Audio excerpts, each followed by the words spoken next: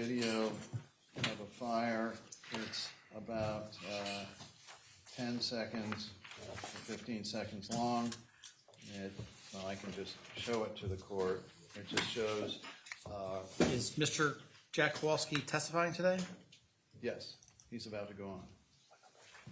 Okay. I'm sorry, what's the number again, please? It is 2748. It can't be 2748. The exhibits you gave me only went up to 25.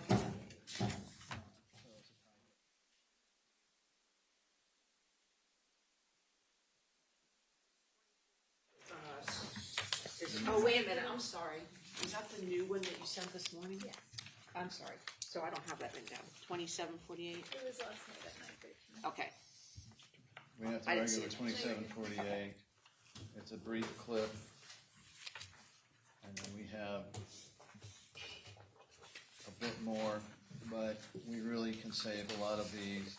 Judge, this was my plan. I don't want to have this slow down the jury in any way, shape, or form. I'm just going to have my client go up and tell his story and not worry about too many exhibits. And then this thing should go through fairly smoothly, except for, objecting to every question. However, the idea would be then, if necessary, I'll bring him back if we cannot reach any further agreement on things.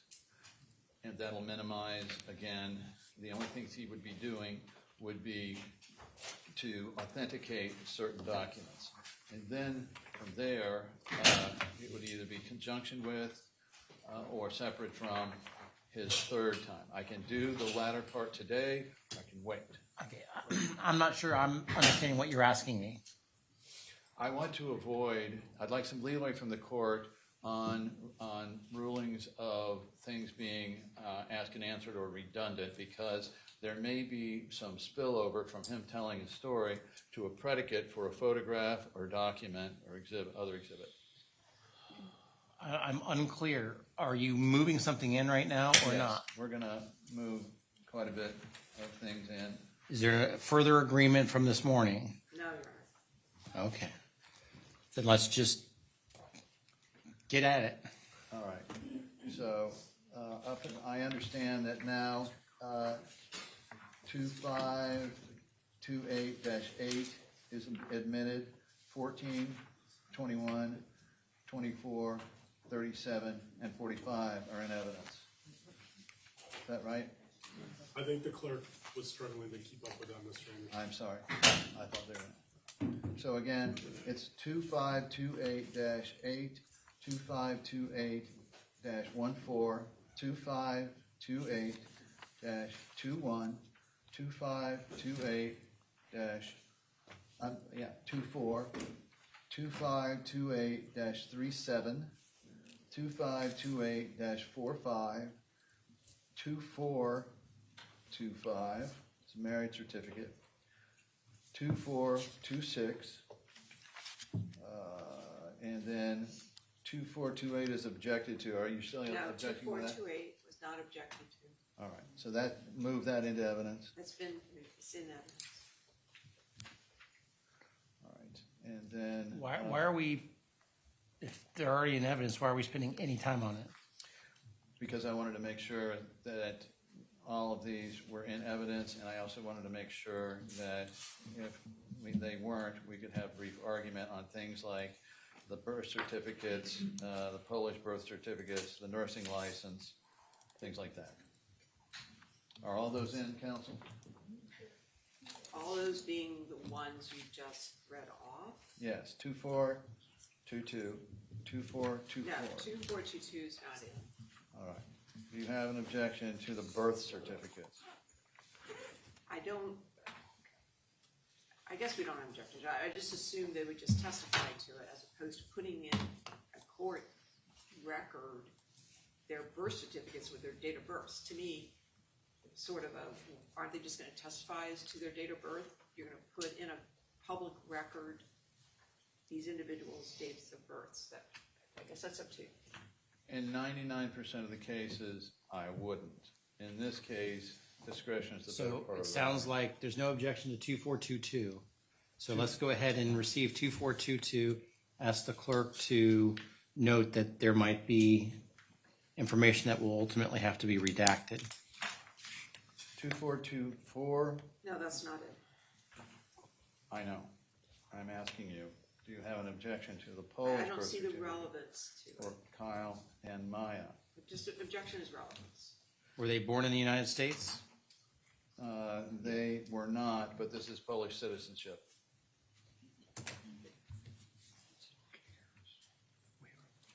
So the official 2422. birth certificates are already in, the official birth certificates. We didn't understand I'll the withdraw relevance it. of 2424. I'll withdraw it. Then we have 2435, is that in? That is in. Then we have the video of, a brief 10-second video of Jack Kowalski as a firefighter, demonstrating his job and abilities. Judge, I believe that's 2748.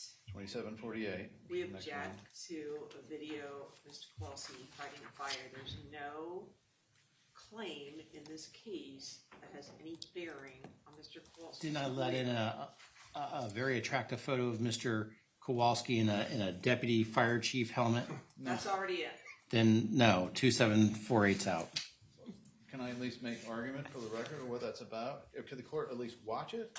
Because it Sure. demonstrates his ability. Let's- I mean, Let's watch the 10 seconds.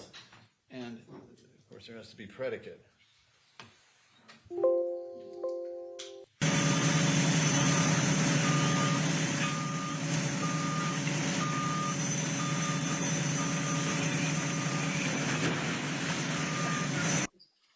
Now, how does that go to any issue in this case?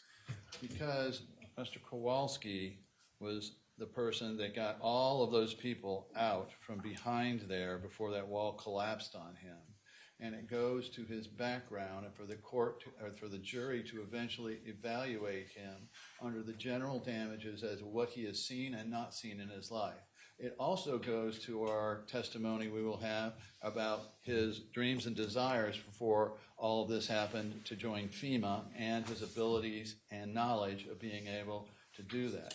So this is important for the purposes of establishing to the jury, rather than just seeing a hat, that this man was real live deputy firefighter and was involved in some pretty dangerous situations and gave him the background training and experience that they should consider in two different areas.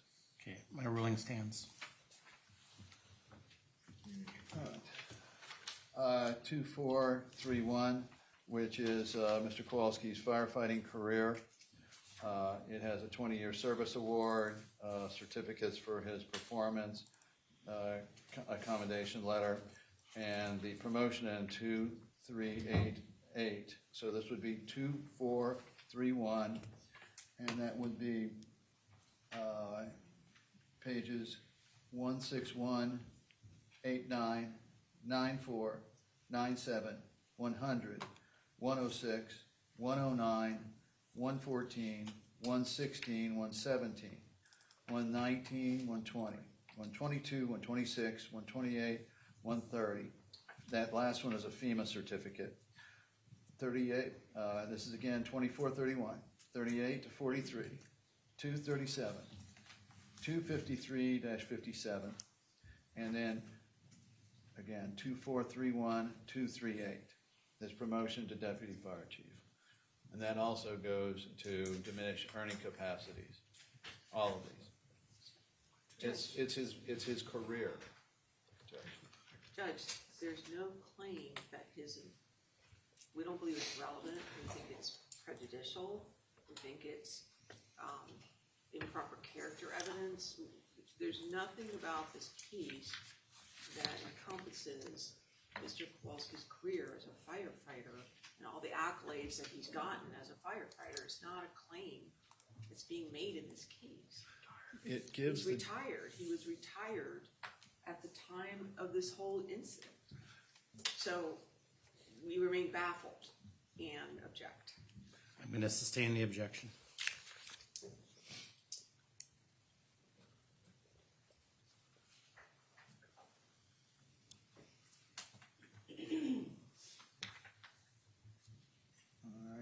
And then 2353 is in, I understand. 2354 is in, that's a 2014 tax return. 2015 is in, 20. that's the 2015.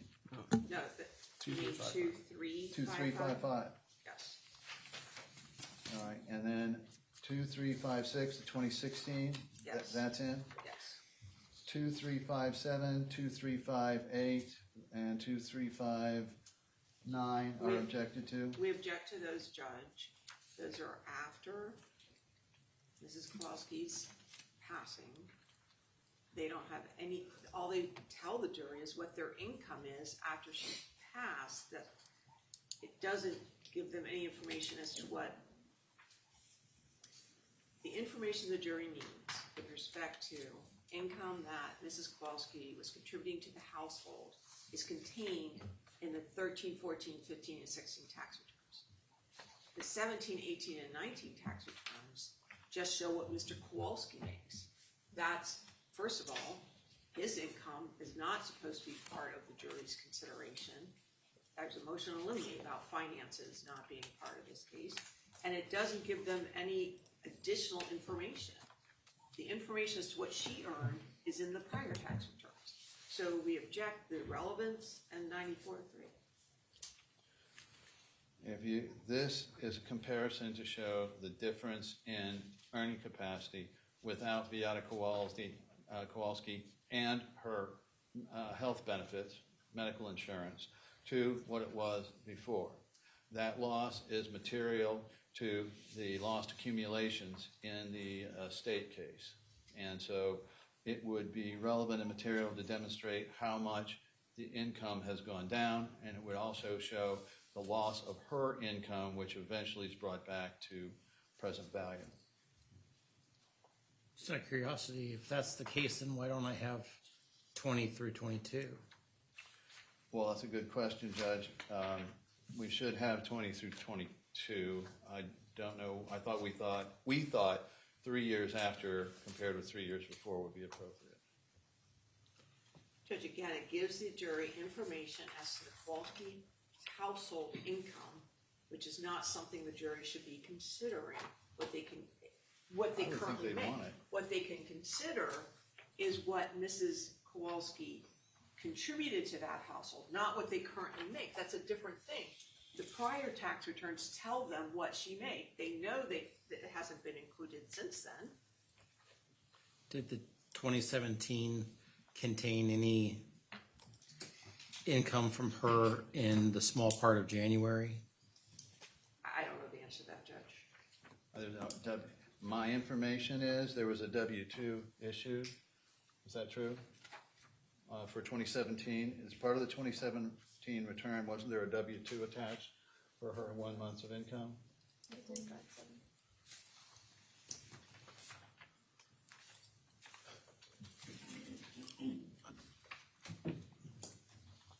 Just a moment.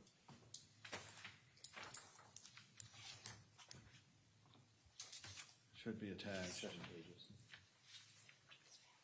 2017 Yes. Yes. Yeah. Caremark LLC agent for Quorum Specialty Infusion Services. In that case, Judge, the W-2 alone should. Well, I don't have a problem with the 2017 coming in. 18 and 19, I agree with Ms. Crowell's, but 17 does contain information about Beata's financial contributions. 2362 is the That's it. and then 2051, 205.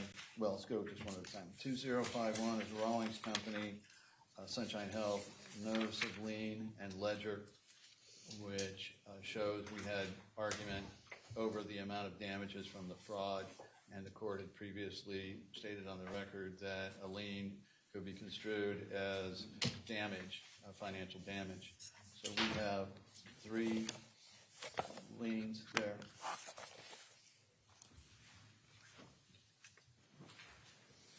Judge, And that would be 2051, 2052, 2053. Ms. Yeah. Crows? Well, Judge, the lien information typically would be introduced outside the presence of the jury for purposes of determining the amount of damages that the jury is entitled to and reducing any claim for medical bills to the amount of the lien.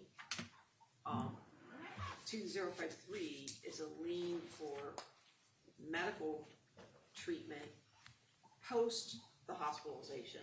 It looks like we've got up 2051 right Okay, this second. 2051. So I mean, that's our argument, Judge.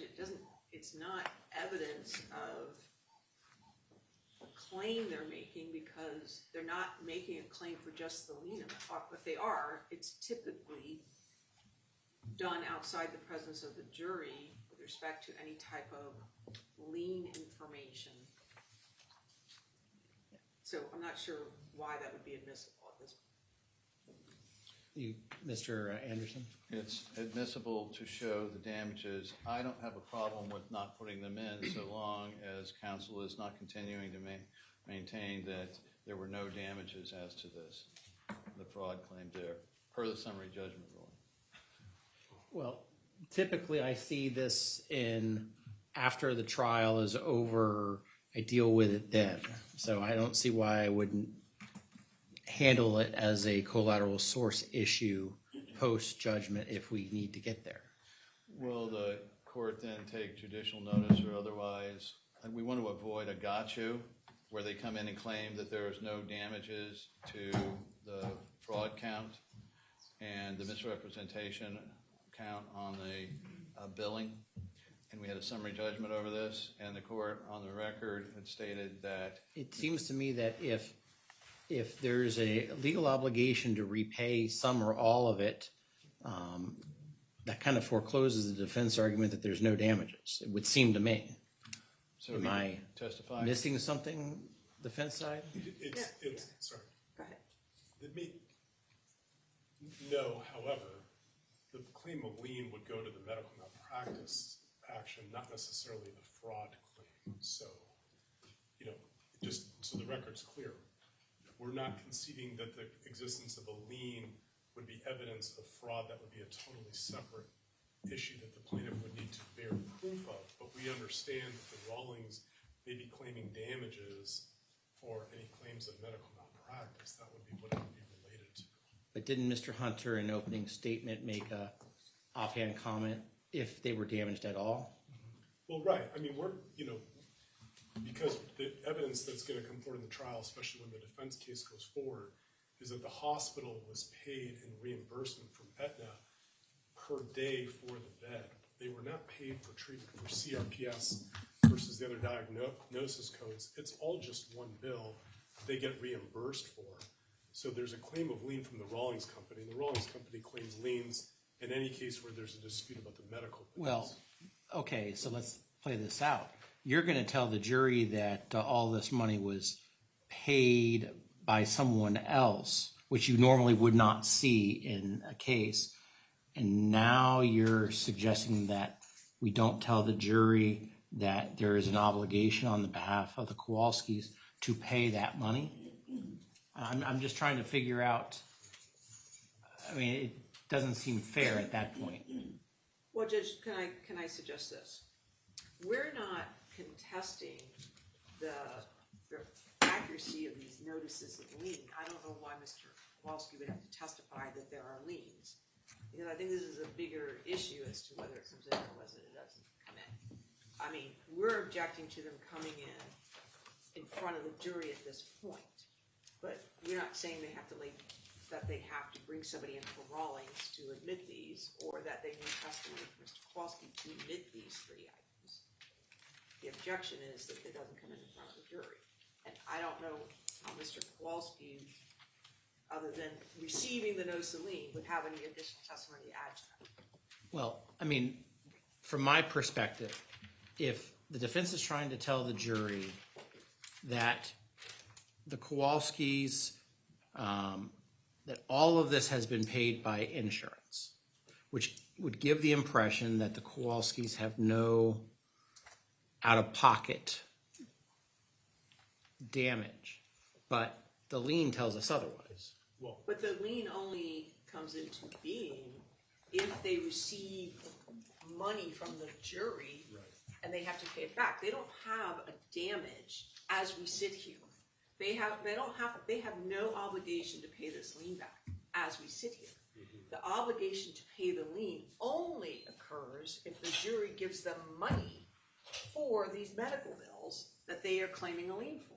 And only then do they have an obligation to pay it back. There is no active lien that they are obligated to pay back absent the jury awarding them money damages for the medical bills for which they are claiming a lien. And so the defense's suggestion is we can malpractice, take the money from the insurance company, and plaintiff, you don't need to worry about paying it back because you just can't win because the bills are paid by insurance? No, sir. What I'm saying is that the plaintiffs have not incurred a damage because of this lien. I think what I'm hearing from the court is that the notice of lien is evidence of damage they sustained, when in fact the notice of lien is not effectuated or doesn't even become an issue unless the jury awards medical bills, and only then do they have to pay it back.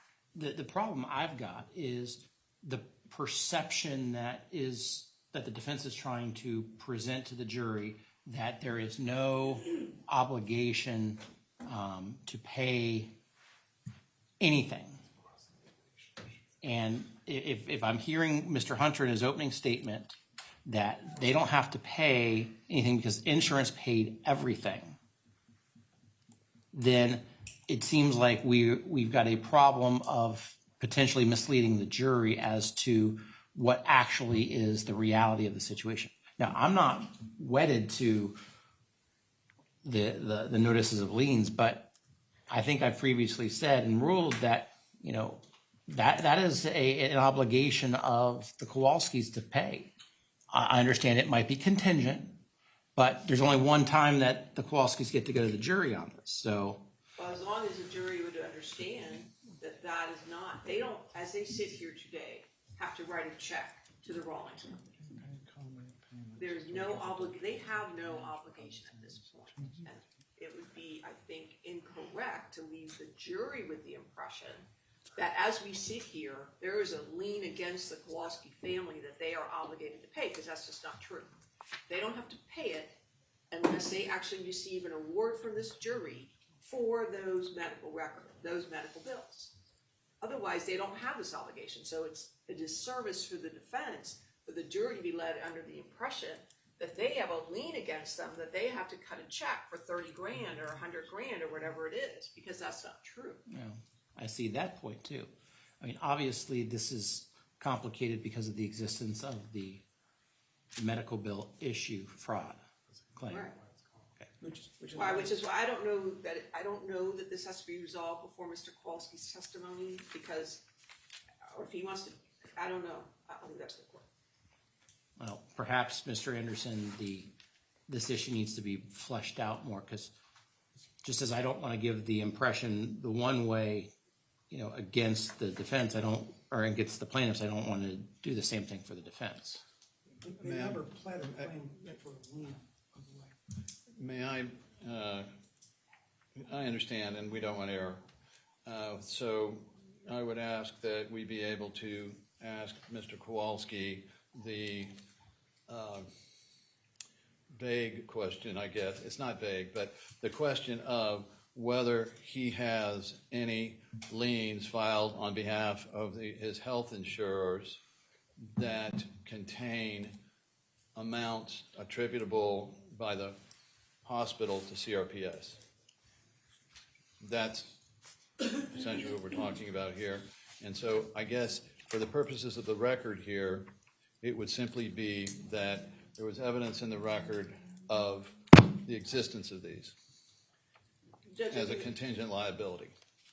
I think that's gonna leave a misimpression for the jury. And secondly, their complaint said the damages include co-pays, increased premiums, difficulty finding insurance, and having to pay insurance payments they should not have. It also says plaintiffs continue to be injured and the Kowalski's health insurers may seek reimbursement from the Kowalski's for the CRPS treatments and services that were fraudulently billed during my sheltering at JH. Mr. Anderson, I think this issue is going to take too much time to resolve. So my view is let's not present this issue at this moment. If you need to call Mr. Kowalski back on this issue before you rest your case in chief, after we've had a chance to really flesh it out. Perhaps the better way to deal this is that you all will come up with a joint statement Stipulated facts. as to what Right. the situation is. That might be the better way of handling it. I got it, I think. We understand the court's ruling in that regard. And then from there, we have, there's no objection to 2044, as I understand it, the cremation and burials. Correct. So that's in evidence, or we move it if it isn't. It's in evidence. 2018, the quorum CVS Specialty Infusion Services employment records pertaining to Beata Kowalski. Judge, we object. There's like over 200 pages of Mrs. Kowalski's employment file. I objected to the whole thing, or we objected to the whole thing, and then I put some specific references, like 114 and 122 are subpoenas and letters from us. 081 to 093 are reviews. But in total, we object to the record. We understand the relevancy of it, Judge, that her income is in evidence, her tax returns are in evidence. Other than that, I'm not sure the significance of the file. What's the purpose of the file? Significance of the file is that our experts, both the life care planner and the economist, relied on increases in Mrs. Kowalski's income over the course of time. And this gives us some idea, and they can then testify that an employee of this value, and based upon her reviews and how she was doing, the likelihood, probability of her making more and more money in advanced positions was there. And the other thing here is, Judge, under 90.8037, that's an absence of entry in business records. And if there was any complaint against her, it would be reflected in this record. But there is no complaint against her about any of this. Her character, for lack of a better term, has been impugned. Maybe not in that term, but in terms of whether she was trying to hurt her child. And so this Munchausen allegation, and then the what it got converted to the medical abuse. So This would Under not be both of something the- from, I'm sorry. under both of those bases, it should come in. It's relevant, and it is a business record, and more important, it's the absence of entering a business record where it would usually be in someone's employment file if there was a problem with one of these things. Judge, what I've heard is that this is potentially relevant to his expert's opinion. They can rely on documents that aren't in this, first of all. Secondly, I don't think this has anything to do with Mr. Kowalski's testimony. Am I correct? Well, right now, I'm just putting it in. I don't know yet all of the questions I'm formulating for Mr. Kowalski on the damages aspect, which I stated I was going to break up from the first part of his testimony. Well, experts all the time rely on documents that are hearsay that never come in front of the jury. So that fact that your experts might have relied and reviewed the file doesn't mean that the file needs to come in. It would also go to any propensity, any habit, any motive, any plan, anything else involving, and I say this because they actually raised it. They actually raised the issue of whether she was somehow, and have been implying that she somehow was obtaining ketamine off record. I mean, where was she getting it if she was supposed to be giving her child ketamine? I mean, And so, Assume that's true. What would the employment records have anything to do with that? because the jury may infer from these employment records that this employee's employment history clearly demonstrates an outstanding employee, and the likelihood of that, what they're contending, that she would go back inside the corporate records or corporate assets, whatever you want to call them, supply, and remove them is extremely unlikely. And it goes to that point of what was her propensity. And also, finally, the jury is being asked in both survival and the other action to evaluate Beata Kowalski as a person and the loss of her to her family. And this gives them a wider perspective about what kind of person she was. Okay, but that doesn't mean that the file itself comes in. I mean, if you want to call somebody from her employer to testify, that seems to be fine, but I'm having problems with the actual file. You just don't put in people's personnel files normally. Normally you don't. So- And I'll tell you what, Judge, I'll withhold on that right now until later. So I want to see about a predicate there a little bit more. All right. There is a note from Maya Kowalski, a present recollection recorded of I'm sorry, can you give me a? 2366. Sorry. We could bring up 2366. And we've only got two more after this, Judge. Actually, yeah, two more. Judge, I believe this has already been tried to be put into evidence, and it's been denied. It's hearsay. This was a different number, but this was previously attached to something that the plaintiff tried to put in. This looks familiar. Yes, and the court sustained the objection as to hearsay. We filed a motion to admit child abuse hearsay statements pursuant to Florida Statute 90.802, paren 3, excuse 2-3 on this point. And I think this is the third time I've told you at this point. You've got to have a hearing. I saw over the weekend you filed something. I have not had a chance to read the 89 pages. But those hearings almost always happen well before the trial starts. Well before the trial starts, because those are pretty involved hearings. I understand, Judge. And So you can't file the motion and say, let it in at this point. So I don't think you can get in at this document under that hearsay exception, because we haven't had a hearing on it. So it's if he knew of this once, I would intend to refresh his recollection with these.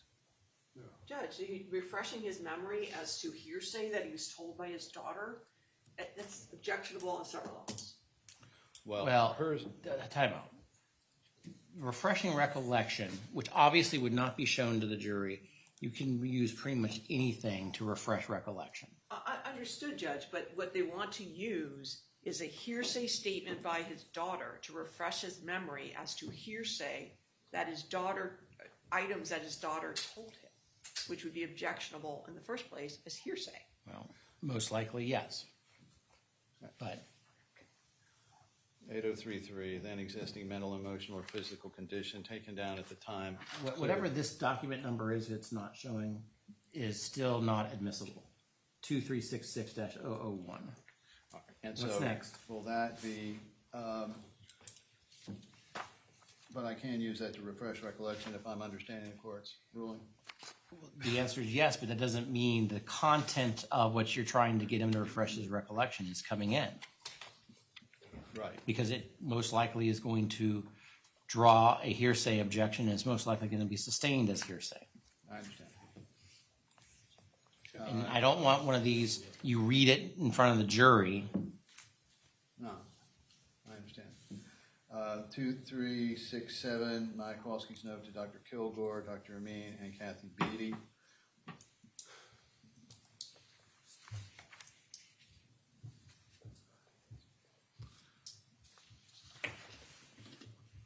Judge, again, I don't know that it's a note to them. I don't think she sent this note to the doctor, Dr. Amin or Kathy Beatty. It's about them. and it says attorney info on the back. It's the second page of the document the judge already sustained objection to previously as hearsay. Right. Yeah. Yes.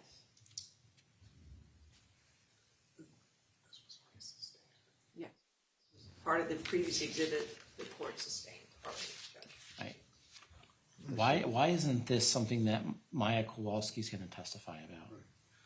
It can be judged, but this witness has knowledge of this, and it certainly went to he and his wife's knowledge of how she was being treated at the time.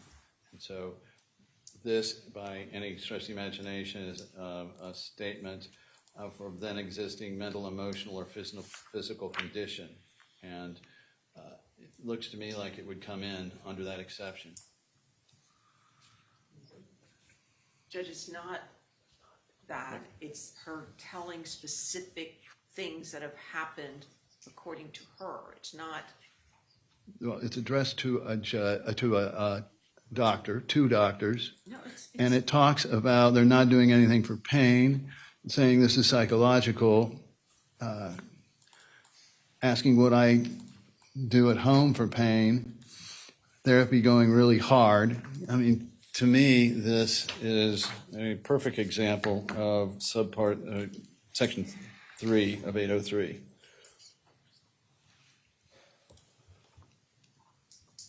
Judge, it's not written to anybody other than her attorney.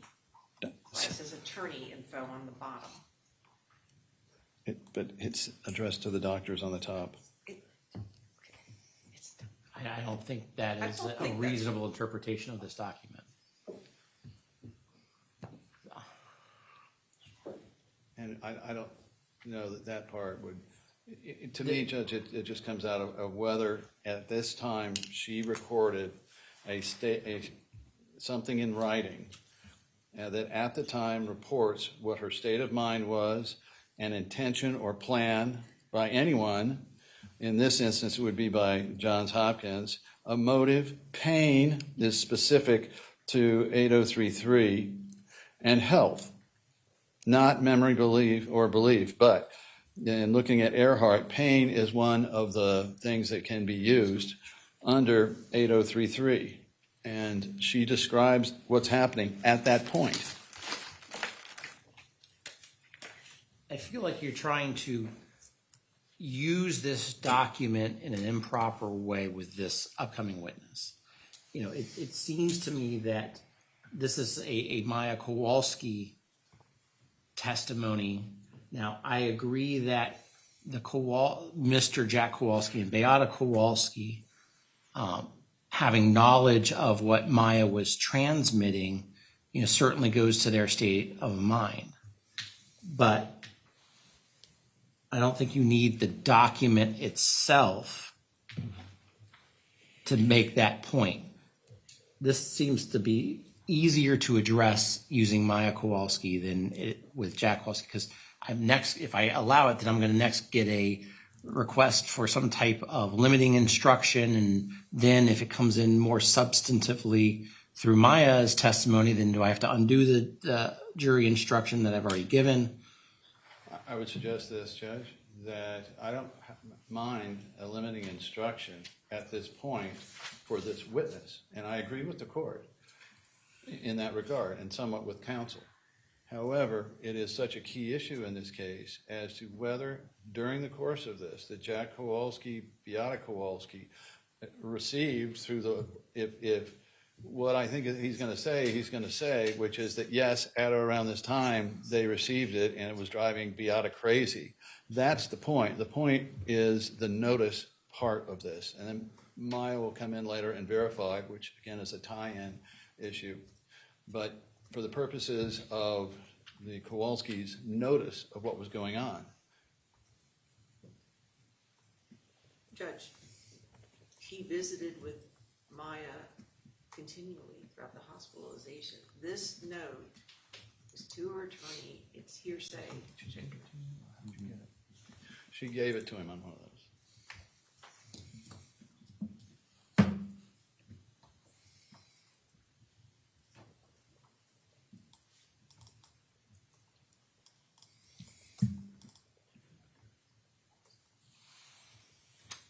I do think that it would help explain the Kowalski's, Jack, and Beata's state of mind. That doesn't mean it being used for the truth of the matter asserted. And so if someone wants to draft up a limiting language, if the defense wants, I'm happy when this comes up to give that type of limiting instruction. But So is the document actually being admitted into evidence, or he can just testify about what he was told? well, I feel this document could come in to show the Kowalski's state of mind at the time that they received the document.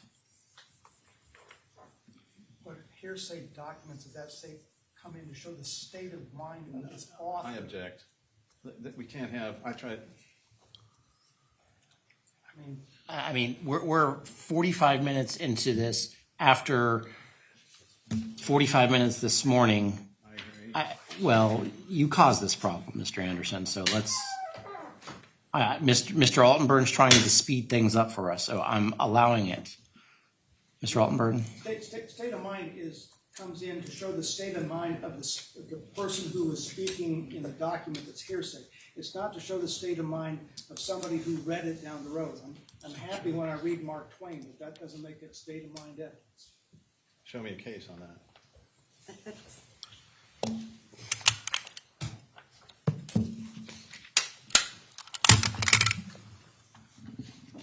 All I know is we've got the jury sitting there.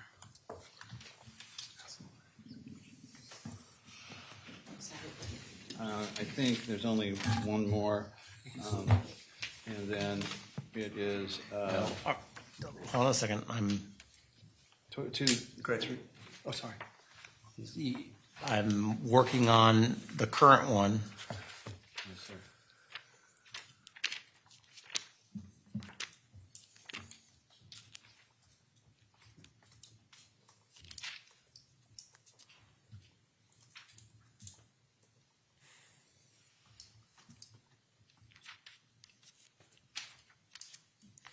I think the wiser course at this time is to not allow the document in.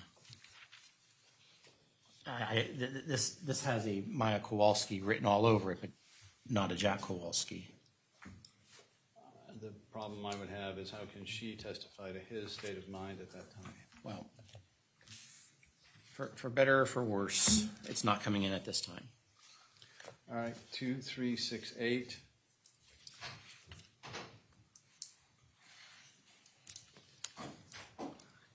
This was a note at the time received by Mr. Kowalski. It's the same issue, Yes. so it's not coming in at this time.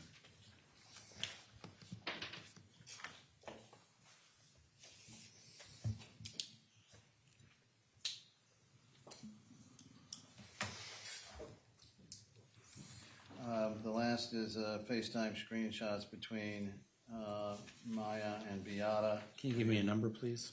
Yes, 2605.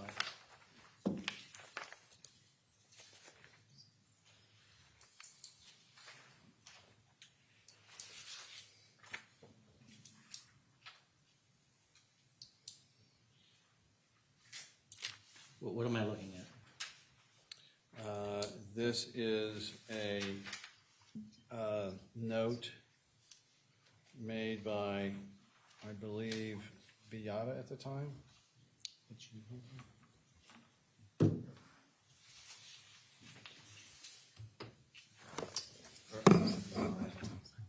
Maya? Is that your handwriting?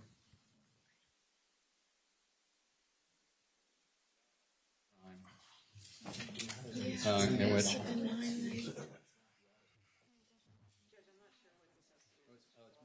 I'm sorry, Judge. It's Maya's handwriting. This was a note made at the time. Is that right, Maya? Yeah. Okay. This was a note made at the time, at or near the time. Judge, this isn't with Mr. Kowalski. Apparently it's FaceTime with Mrs. Kowalski. It's hearsay. I'm not sure.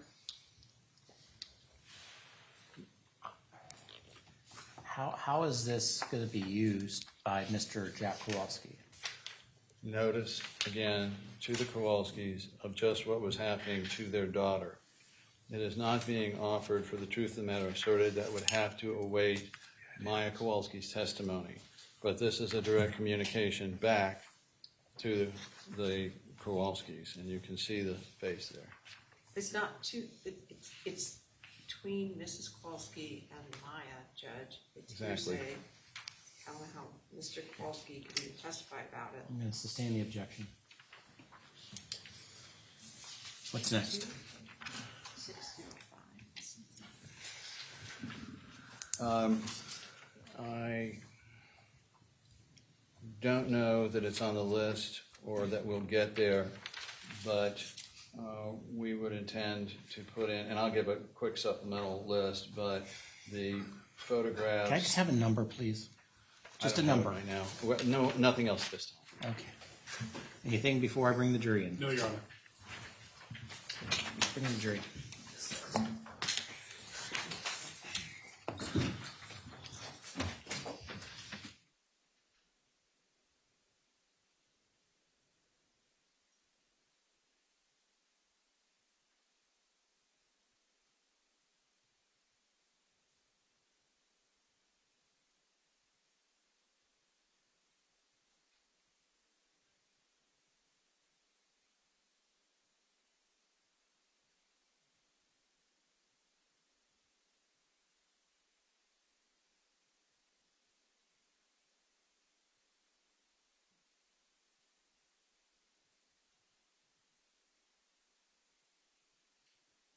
Be seated.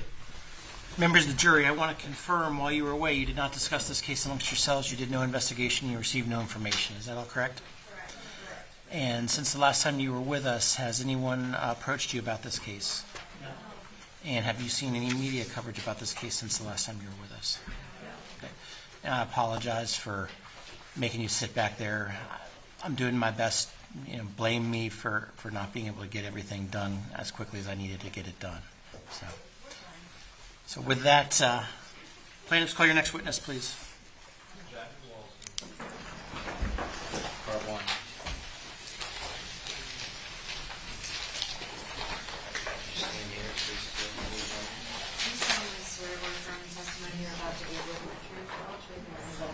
I do.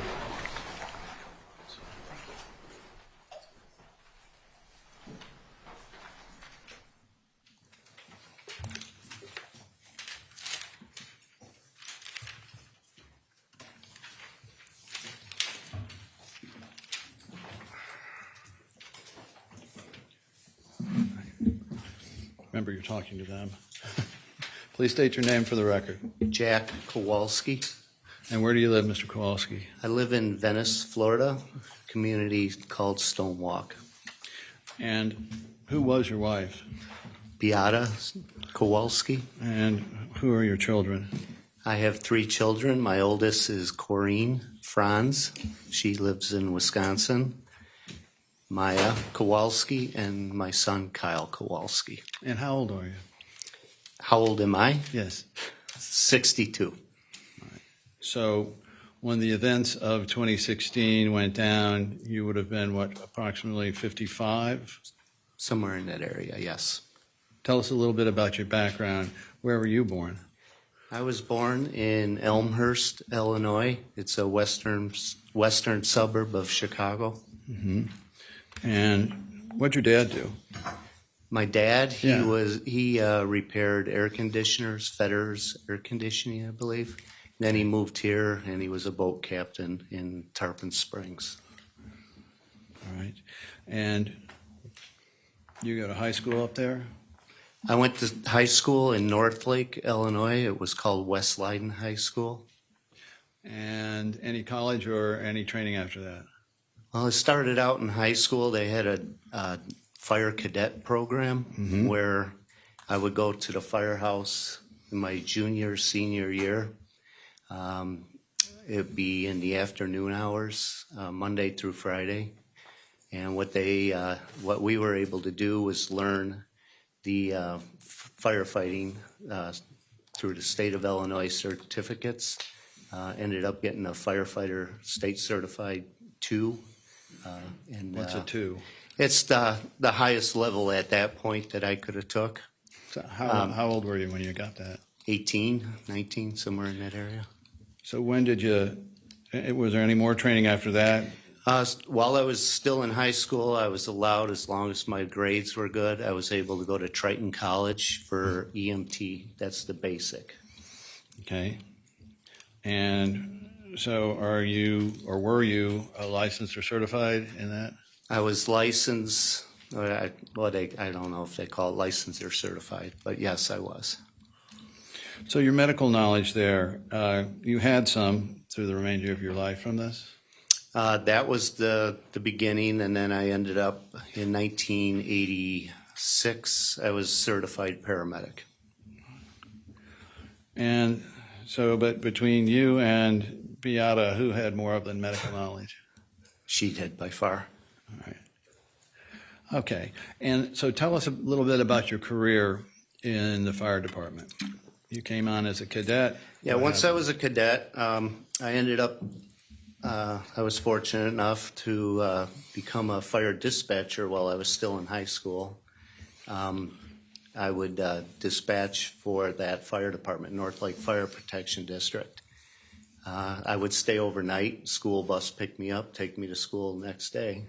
Made about $60 a day, which seemed like a ton of money at the time, but it was a great opportunity. And did you stay in firefighting? I stayed with Northlake until 1985, and I moved out to Phoenix, Arizona for a short period of time to help my sister with her landscape business. But while I was out there, I ended up going into it was like a cadet program through Phoenix Fire Department. Got it. And so when you came back, what year would that have been to restart it in Chicago? That would have been 1986. I received a letter while I was in Phoenix, Arizona, that I was accepted into the paramedic program at Loyola University Medical Center. And so what was the next fire department that you worked for? Almost as soon as I graduated paramedic school, I was very blessed. I ended up getting hired by Broadview Fire Department. And did you stay with Broadview for very long? For my whole career, 28 and a half years. And what position did you start in? Started out as a firefighter paramedic. We rotated. We had a 12-man shift. We were in a community. It's about 2.2 square miles. Don't sound like much, but there was a lot within that area. And then we also belonged to, it's called Division 20. It's about 16 other fire departments that we worked with. So it was a very large area, anywhere in between Midway Airport and O'Hare Airport. So this was a suburb of Chicago? That is correct. A fairly populated area? Very. All right. And so as a, I don't want to call you a junior firefighter, but at that level of firefighting, what types of things did you have to know and do? At our department, we rotated, so one day you're on the ambulance, next day you might be on the heavy-duty rescue squad, ladder truck, or the engine. So you had to be certified in everything, which was nice. Did you see any fires? A lot. All right, and during that, I guess, did you have a specific task there that you were tasked to, either the hose or the ladder or anything like that? No, like I said, we rotated, but in addition to that, there's specialty teams. There's a photo unit that I belong to, technical rescue, that's anything from confined space to high angle, going off a water tower, below grade, things like that. And I was also on the hazardous materials team for the division. Now, in addition to the firefighting, did you also have some certificates from FEMA? If you explain what those are.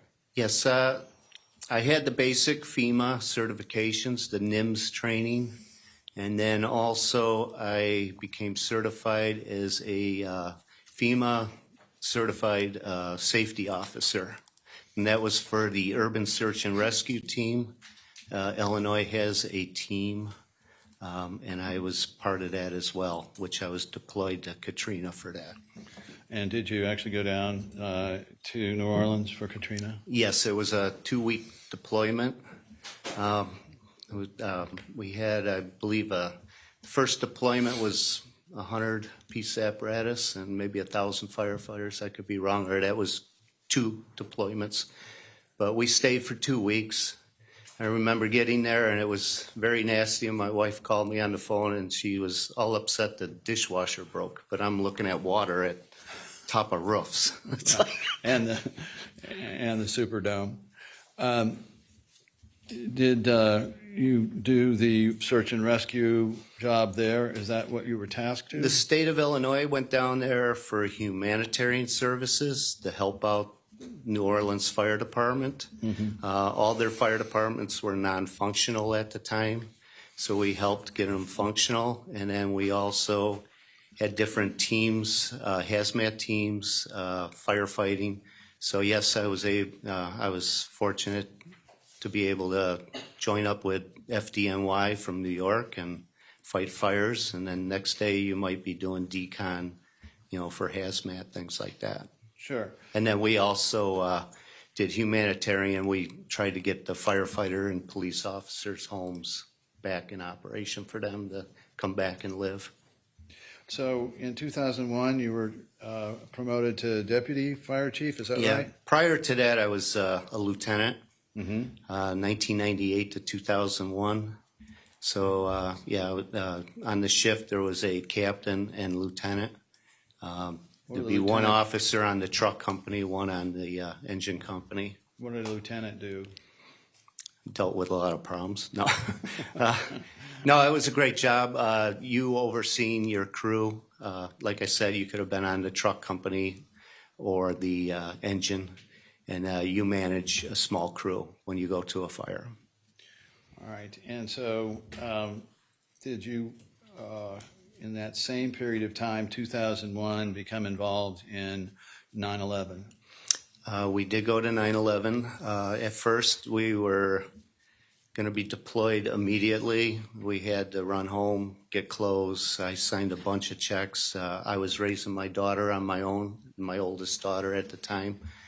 So I went to her school to say goodbye to her. And then, like I said, I filled out a bunch of checks because I didn't know when I was going to come home. We went for a briefing near O'Hare Airport, and at that time they told us stand down because they were worried the potential of Chicago getting hit. So Needed you back home? yes. So several weeks after that, we started sending crews to New York, and that was more for humanitarian services as well. So we went to all the memorials and things like that. So then from lieutenant, you became deputy fire chief, is that right? That was in 2001, yes. All right. And did you ever do anything in addition to going to 911 in terms of raising money for 9/11 firefighters and police officers? Judge, object to the relevance. Overruled. The first time we went to New York, we were in front of a rescue company, and there was a woman walking back and forth, and I kind of stuck my foot in my mouth. I asked her if she was waiting for somebody, and she stated her husband died. She started talking about the kids, how the kids are not being able to handle it. They're pulling their eyelashes out and that. Judge, And at that point, relevance to the narrative. It goes to something right now. Let's get there, because this really is borderline. I understand. at that point, I felt the kids were not being taken care of. So I ended up going back to Illinois. I designed license plates for the state to raise money. So I made one for New York, and we went back with lots of money and called it Dad for a Day and made sure that we took care of the kids. So tell the jury a little bit then about how old you were when you met Beata. How old I was expect I? that. Before we get into that, when did you leave the fire department to move down here? I left in 2014. That was the summer, right before the children would start school here. And then, so you retired in 2014? Yes, after 28 and a half years. And so what brought you to Florida? The weather, to be able to be outside with the kids, do more. My wife and I, we do scuba diving. We traveled all over for that, and we just thought it'd be a great place to come. She was able to transfer, so it made it easier. Well, let's talk about that a little bit. Do you remember meeting Beata? I do. Like I stated, I raised my daughter on my own, my oldest daughter. My neighbors asked me to go out to dinner with them, and I was cutting the grass, and I told them no, and then they finally talked me into it. We're having dinner, and in walked this girl, and that was it.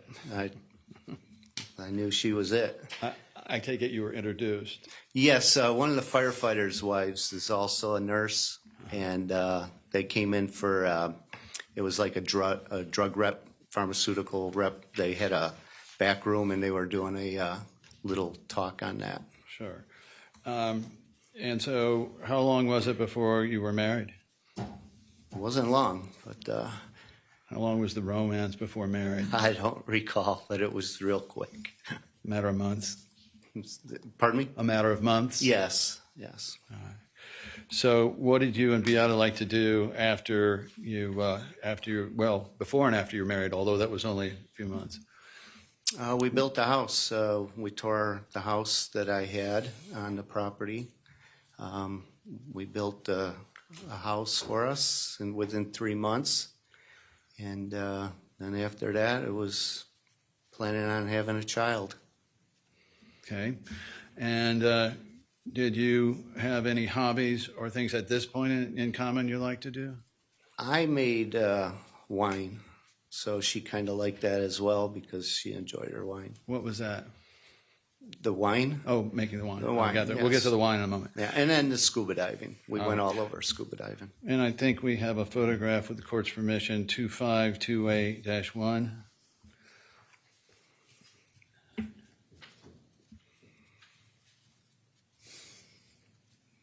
That would not be it. That's not an evidence check. It's 2-28-21.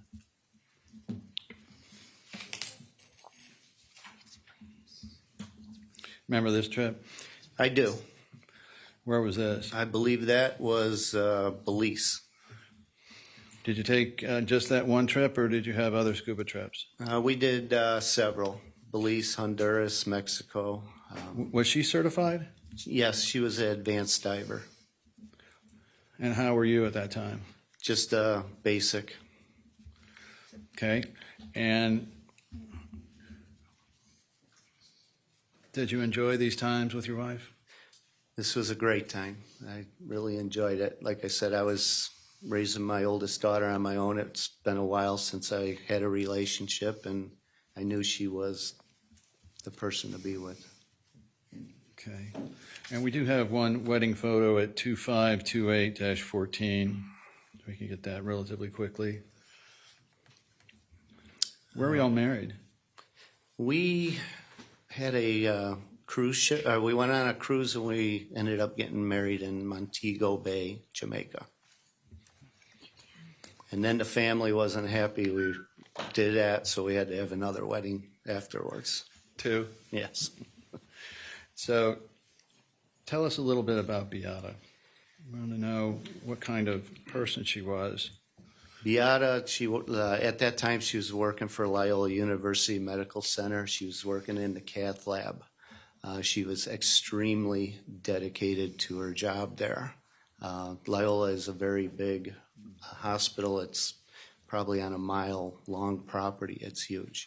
What did her job entail? She worked within the cath lab. Catheters? Yes. Did she work at that job the entire time you were in Chicago?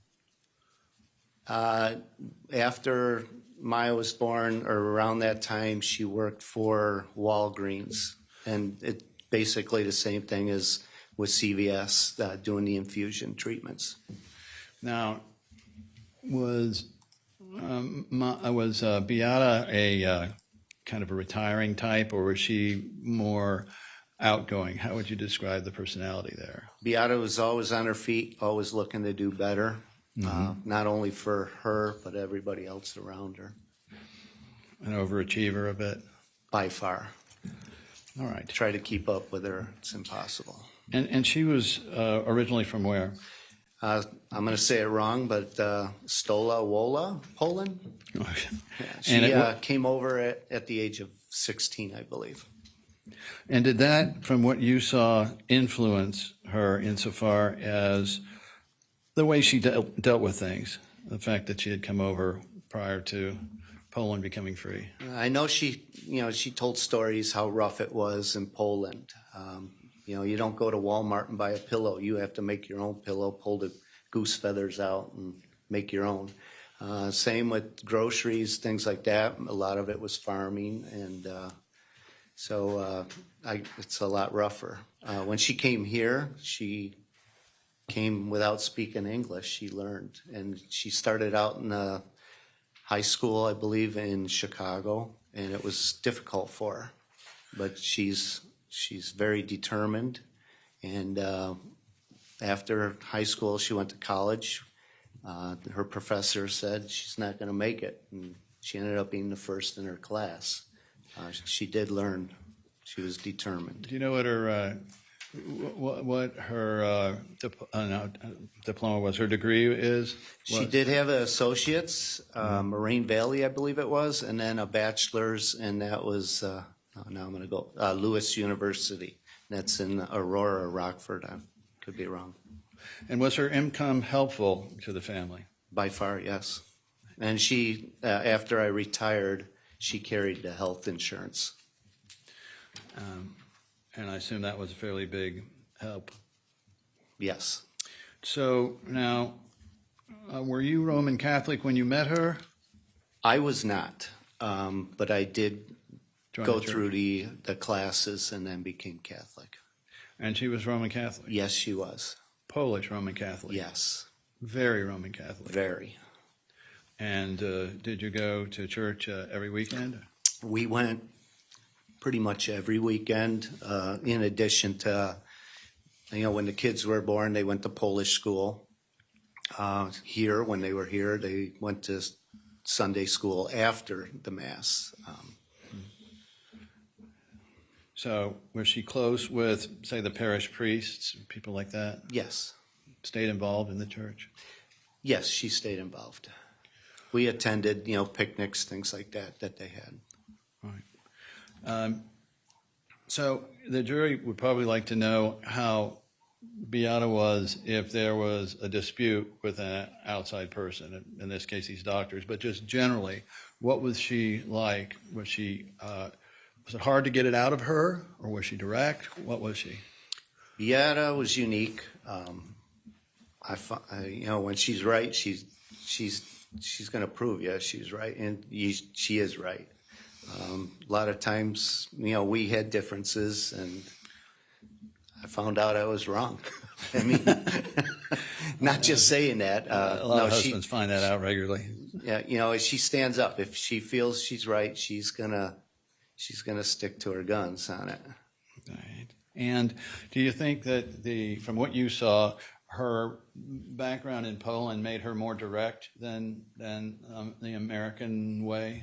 I believe so. Yes. Can you give us any examples where she would, people would wonder, like, is she mad or angry, but she's actually just being Polish American? Yeah, that's the hardest thing. When I first started out dating her, they say things different, and sometimes they're more blunt than we are. Mm-hmm. After time, I learned that she's not trying to be rude, things like that, but it does come out differently, yes. And did there come a time that you had a child? We did. We had difficulty. We did the in vitro, Mm-hmm. and it took some time, but then we ended up having little Maya. And when she was pregnant, that's when I was deployed to Katrina. So. I'm sure she appreciated that, you being gone for the first. I think she appreciated dishwasher being fixed after that. All right. So Maya then was from an in vitro infusion? Yes. And was that an expensive event to do? It took some time, expense. I honestly don't recall what it cost, but It takes some effort.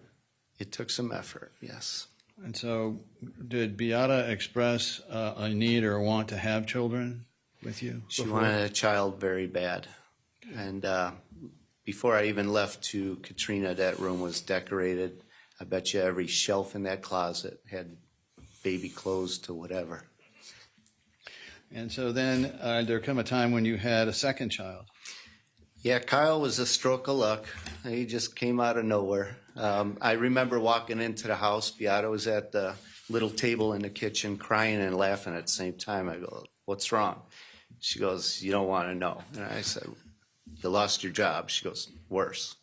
And she goes, "I'm pregnant." So, but we got Kyle. Now, was there something that might indicate to the jury Beata's determination in terms of having Kyle? Well, Kyle, after he was born in Elmhurst Hospital, which was in our town that we lived in. He was born with PICC. He had little dots all over him, and the doctor seemed very concerned. And after a little bit of time, they stated that he needed to be transported to Loyola University Medical Center to the PICU. He had a condition called neonatal thrombocytopenia, common spelling, I guess. It's no platelets in the blood. So he had to be transferred to Loyola, and mom could not be transferred because she's no longer, she's not a patient at Loyola. She just delivered a baby, and she checked herself out of the hospital to be with her child. How long was this after giving birth that she checked herself out? I'm guessing less than 2 hours. And so what did she do then? She went to Loyola with Kyle and us. Did she do anything to help? She laid on the couch at first, and while Kyle was being assessed and treated. They originally gave Kyle donor platelets, which he would take them for some time, and then his body would reject them. It was like washing out a soapy bottle. It's going to take time. But the donor platelets weren't taking, and he needed mom's, and mom just gave birth. So that was an issue, and finally there was an agreement that she could give the platelets, but unfortunately that wasn't at Loyola. We had to go up in the northern suburbs, I believe Northbrook, which was about an hour away, and then she would get the platelets taken out of her, and they had to radiate them and then bring them back to Loyola to Kyle. And this was all within a few days of his birth? Few days, and this went quite a while. Because like I said, it takes a while for him to accept them. He did accept them, and then he was released. And he came home, and Beata knew something wasn't right, and she called the hospital, and they admitted they read the platelet counts wrong, and he had to go back. So he was admitted for about a month in the whole span. Was Beata protective over her children? Extremely. That was her life, was those two children there, including my oldest daughter. Now, was she involved in any activities for Maya and Kyle? Beata would work out every single day. And then we started dance classes, things like that, before the wedding. Did Maya start, put it this way, were there skill sets, sports and things that Beata knew of or had done that she was teaching to the children? Number one would have been the Polish language. And then they went to Polish school. They learned, the history along with, I don't think they did handwriting or anything, but they did speak, they learned how to speak Polish. Are you still able to, or is everybody able to speak Polish still? Or is it? I believe Kyle lost it. Maya still knows quite a bit, not as good as she was. Mm-hmm. And what about Maya beginning and Kyle in different sports and activities. Was Beata supportive of that? Very supportive. They both, number one, they both went to school before the age of 5. They went to the public school for a special program at the age of 3. And that's probably why they're so smart. But And so they did piano at the age of 3. They were involved in gymnastics. I believe she was in ballet as well. But they were always active. So ballet, gymnastics, and piano. And would Beata take them to these different activities? Yes, support them? and I completely forgot about another one. It was ice skating. That's right.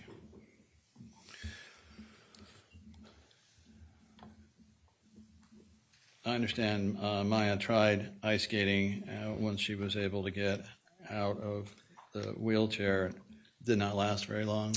No, I think it was just too much. She was ice skating and working out. She wanted to go back to ice skating because her mother did skating as well. I think she just wanted to continue it for her mom. Did you have a hard time with it after a while in terms of the emotional impact? Yes, there was some emotional issues with that. This was an activity she did with her mom, so That's correct. now there came a time then when Maya got sick. Is that right? Yes. The jury's heard a little bit about this, but why don't you tell them from your perspective what happened that weekend of July 3rd, 4th? Yeah, and if we could, Judge, we'd like to publish our timeline that as a demonstrative aid we provided it to council. You have it? That's good. No, just publish it. We're not entering it into evidence.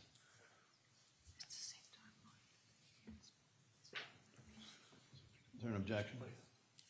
It's the same. Yeah, that's fine. If Mr. Anderson, you're just trying to put it on the screen. Yes. That's fine, no objection. PowerPoint. It's the timeline. Just, yeah.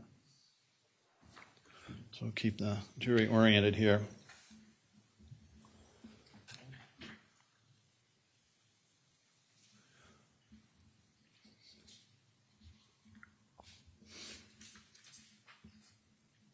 All right. So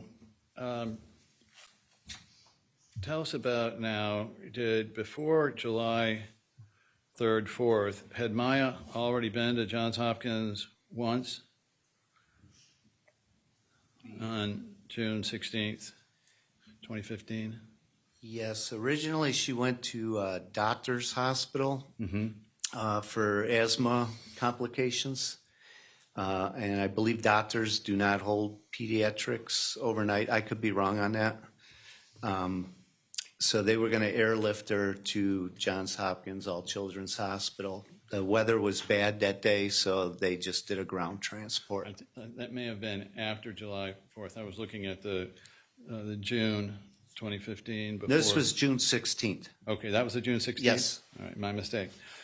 All right, and this was for, again, her asthma? Severe cough, bronchial spasms. Now, generally speaking, as the kids were growing up, were they healthy? They were healthy. Maya has seasonal allergies. Most of us do. But she always seemed the allergies bothered her a little more. She would have the little, around the eyes and that. She did have asthma. She was diagnosed, I believe, at Lurie's Children's. It was a satellite in Westchester, Illinois. But didn't have too many complications. She did have croup here and there.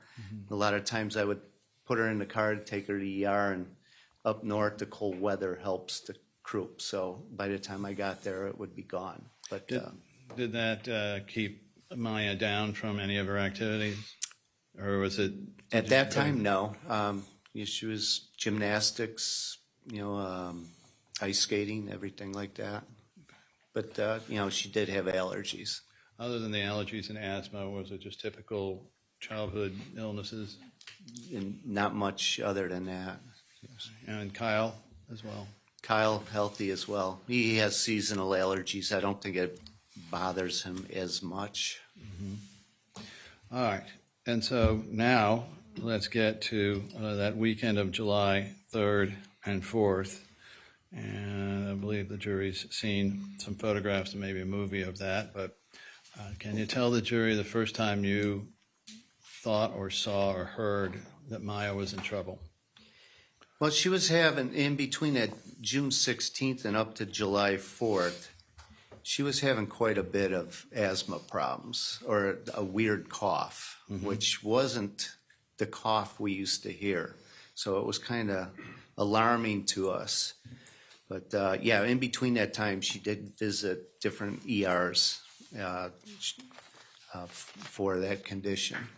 All right, so by the time of July 4th weekend, she had been in at one outpatient and one inpatient at Johns Hopkins? Yes. All right, so tell the jury what happened then on that July 3rd, July 4th weekend. So we have a neighborhood, as you've seen, I think the picture, we have a neighborhood bike parade for the children and then also a party afterwards. She was riding her bike in the morning, no problems whatsoever. And then at that, later that evening, she was having a problem with asthma. There was some sparklers the kids were playing with. We cannot pinpoint if that's what triggered it or not, but so Beata took her to the emergency room, to Sarasota Memorial. All right, this was on what day? That was July 4th, I believe. Okay.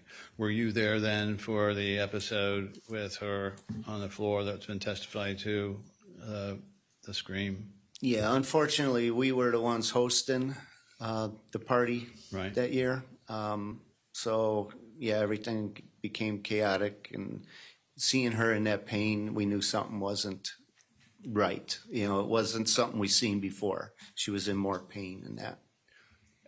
Well, were you present or not present for this sound that witnesses have testified to? At a certain point I was, but I don't recall being in there when it first happened. I may have been outside at first and then was notified and came in. Well, describe Maya's condition after this. Was she calm, cool, collected, or was she acting out? What was going on? There was, like I said, it was a weird cough, and she was also, I believe there was chest pain with it. And so you then took her to emergency room? Beata took her to the emergency room, and then I was home trying to get everything shut down or taken care of. Okay. And you were worried at that time? Were you? Yes, I was worried every time she went in. All right. So on July 11th, 2015, was Maya admitted to Johns Hopkins? Or July 6th? July 6th, yes. Through the 11th. All right. Yeah, this was a admission July 6th to July 11th. Okay. And over that period of time, did anyone at Johns Hopkins ever raise any issues or concerns about your relationship to Maya or Kyle, like that they were troubled? No, not at all. Did anyone ever doubt either Maya or your Beata's description of what was happening with her? No. So then Maya came out, and then there was a second admission on July 15th. Tell us how that happened. July 17th. 17th. That was my birthday. Okay. Happy birthday. And Yeah. what happened, if anything? She was admitted again to Johns Hopkins All Children's Hospital. That was for difficulty breathing, I believe. And then she also had acute pain all over, which was something that we didn't experience before. I believe she was diagnosed with myopathy or due to the steroids. Okay. Let's, if we can, it's in evidence as 1008-002. If we could.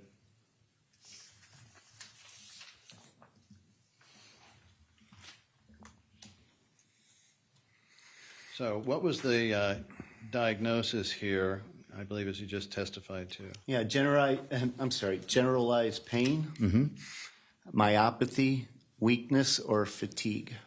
Okay, and it's got the names of some of the doctors up there, and from your memory, did you get along? You and Beata get along well with the doctors there? I don't recall any problems. Okay. And then let me show you Joint Exhibit 1008-0003. Again, this is in evidence as part of the records. And I'll direct you then to the second paragraph there where it says presented as soon as it comes up.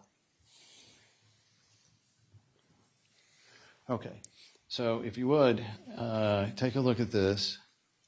And if it refreshes your recollection, can you tell the jury what happened then while she was in Johns Hopkins? This 17th, second paragraph. Second paragraph. She had acute increased pain, everywhere, and mainly muscles. Okay. Over the past 6 days since discharge has been stable. Pain and weakness have been constant. Well, it says, but had been able to sit in a wheelchair and something there. Before this time, was she even having difficulty sitting in the wheelchair? She had one time she came back from the emergency room, she had weakness where Beata had to carry her into the home, but the next day she was able to get up, I believe. Well, did she end up leaving Johns Hopkins on this admission in the wheelchair? I'm sorry, there's so many roller coaster rides we were on here. That's all right. I believe she was in a wheelchair at this time. Okay. So let me also ask a little bit about the consultations while you were there. On Joint Exhibit 1008-0004.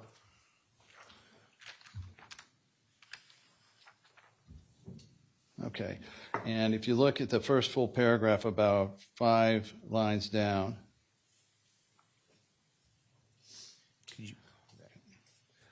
All right.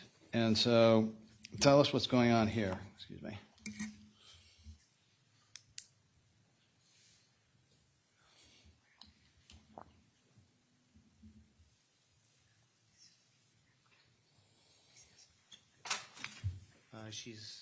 She's in pain. Well, what are they prescribing for that pain? I'm gonna really do Did bad they- with these names. Let me ask you. Toradol, Right. yeah, oxycodone, Valium. Right. And was this able to control the pain, or was she Now still in then, pain? as you go right after that, Judge objects, he's lack of foundation and predicate. Overruled. Did this control her pain, or was she still in pain? no, if you continue to read right after the highlighted area, over the course of her stay, it was increased. So obviously, no. And I remember something distinctly from when she was being discharged, or right prior to discharge. There was a doctor wheeling her little computer and having, I guess, students following her. And she came up to me, and she honestly, she put her arms up in the air. She goes, "I don't know what's wrong with her, but we could give her pain medication." And I said, "No, that's not acceptable." And that's when we decided to go somewhere else. All right. So it says the patient was discharged PO with Valium, oxycodone, Tylenol, ibuprofen for pain control after extended discussion with the parents and previous outpatient provider in Chicago. Who was the previous outpatient provider in Chicago? The outpatient previous? Well, was this Lurie's? Oh, she was going to go to Lurie's Children's Hospital in Chicago. Okay. That's where we grew up, so we were not familiar with this area. Okay. Now, if you look at 1008-006, I want you to just count up the number of medications that she was prescribed there. Objection, again, record speaks for itself, also. Doesn't say the number. Overruled. Under prescriptions? Yep. 1, 2, 3, 4, 5, 6, 7, 8, 9, 10, 11, 12, 13, 14, 15 on this page. I Okay. believe. I could be wrong. All right. And so why Lurie's? Why did you want to go back to Lurie's? Like I stated, we're newbies here in Florida. We went to Johns Hopkins All Children's Hospital. The name, it's a big name hospital. We thought we would get the answers there. Unfortunately, we did not. So we went back. Maya and Beata, they flew back to Chicago to go to Chicago Leary's. Now, before anybody said, we don't know what this is, did you ever hear anyone questioning Maya's pain or your concerns over it? What was this? Did anyone at Johns Hopkins, up to the point of Lurie's, ever mention anything about a problem with either your treatment of Maya or your relationship with Maya? No, there was nothing brought up about relationship. We were concerned because we never seen a lot of these things that were going on, and it seemed like it was one thing after another, blurred vision or sensitivity to light, things like that. But when I got the arms up in the air and stating that we don't know what it is, but we could give pain medication, that's not the answer we wanted. All right. And so what happened when you went up to Lurie's? Beata and Maya flew there. I called ahead of time, and Chicago Fire Department, along with our fire department, met them at the airplane and took her off the plane. They took her directly into Chicago. A fire chief waited for their luggage and brought it right after. But she went to Chicago Leary's. Was this an inpatient? I believe so, yes. And approximately how long was she there? I think it was a short visit, I know that. A week or so? 21st through the 24th. There you go. And over the course of this, did Lurie's come to any conclusions beyond this muscle pain? It's such a short visit, I honestly do not know if they came up with a conclusion of what it was, but they recommended to go back to an inpatient rehab for Maya. So no solutions at this point? No, we're still undetermined of what's wrong with her. Now, had Maya started rehab, any kind of rehab by this point? She did go through, I don't know if it was at that time, if she was going to All Children's Satellite in Sarasota. Mm-hmm. I could be wrong. It could be after. Honestly, there's just so much of this. I understand. All right. But in any event, what, if any, diagnoses can you recall that Lurie's came up with? They did not diagnose. Did they ever talk to you about any psychosocial problems while you were there? I was not there. So, Okay. yeah. With Beata, this your knowledge? Beata was there. I don't know if that's where this conversion disorder or fictitious disorder came from. I honestly don't know. Well, did any information come to you from any source to indicate that Lurie's had reached out and tried to explain why they went from not knowing what it is to allegations of conversion? Yeah, I honestly don't know. Okay. So let's continue on then. After that week or so in Lurie's, and I guess she had been seeing Dr. Wassenauer. Who is he? Dr. Wasner is our primary care physician. He's in Osprey, Florida. Okay. Can we move the slide to the next one, I believe. Back up and go to the October admission. Okay, sorry, gotta go to the October admission on the timeline. All right, so. There was, sorry to interrupt you, but there was also a visit with Dr. Nathan Tang. He was an allergist. That Where? was in St. Pete. And what And were that you was looking July 29th. And what were you looking for there? That was in reference to the asthma. Were you looking for different doctors that were on your health insurance plan? A lot of it, yes, that was a big factor as well. So on October 20th, 2015, was there another ER visit? October 2015? Yes, October 20th, 2015 there, the end of this. Yes, I do not have that listed on mine, but yeah, that was Take a look, I think. it should be- 1015? Yes, 2015. Yes. All right. And so you went back to Johns Hopkins for what? An abdominal pain, constipation, and then someone proposed RSD, reflex sympathetic dystrophy? That was, you said October 15th, I'm sorry. Yes, the 20th of October, 2015. Okay. There, it's the Yeah. last one on the top. Your Honor, we object if we could approach. Okay.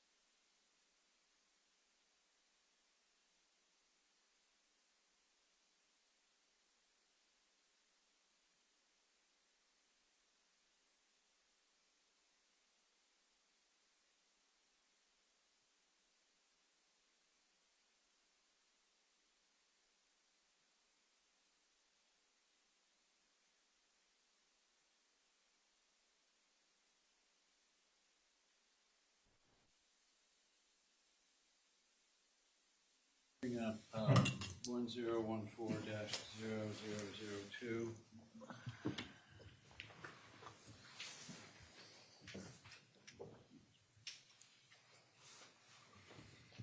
Okay, I'd like you to look down under diagnoses.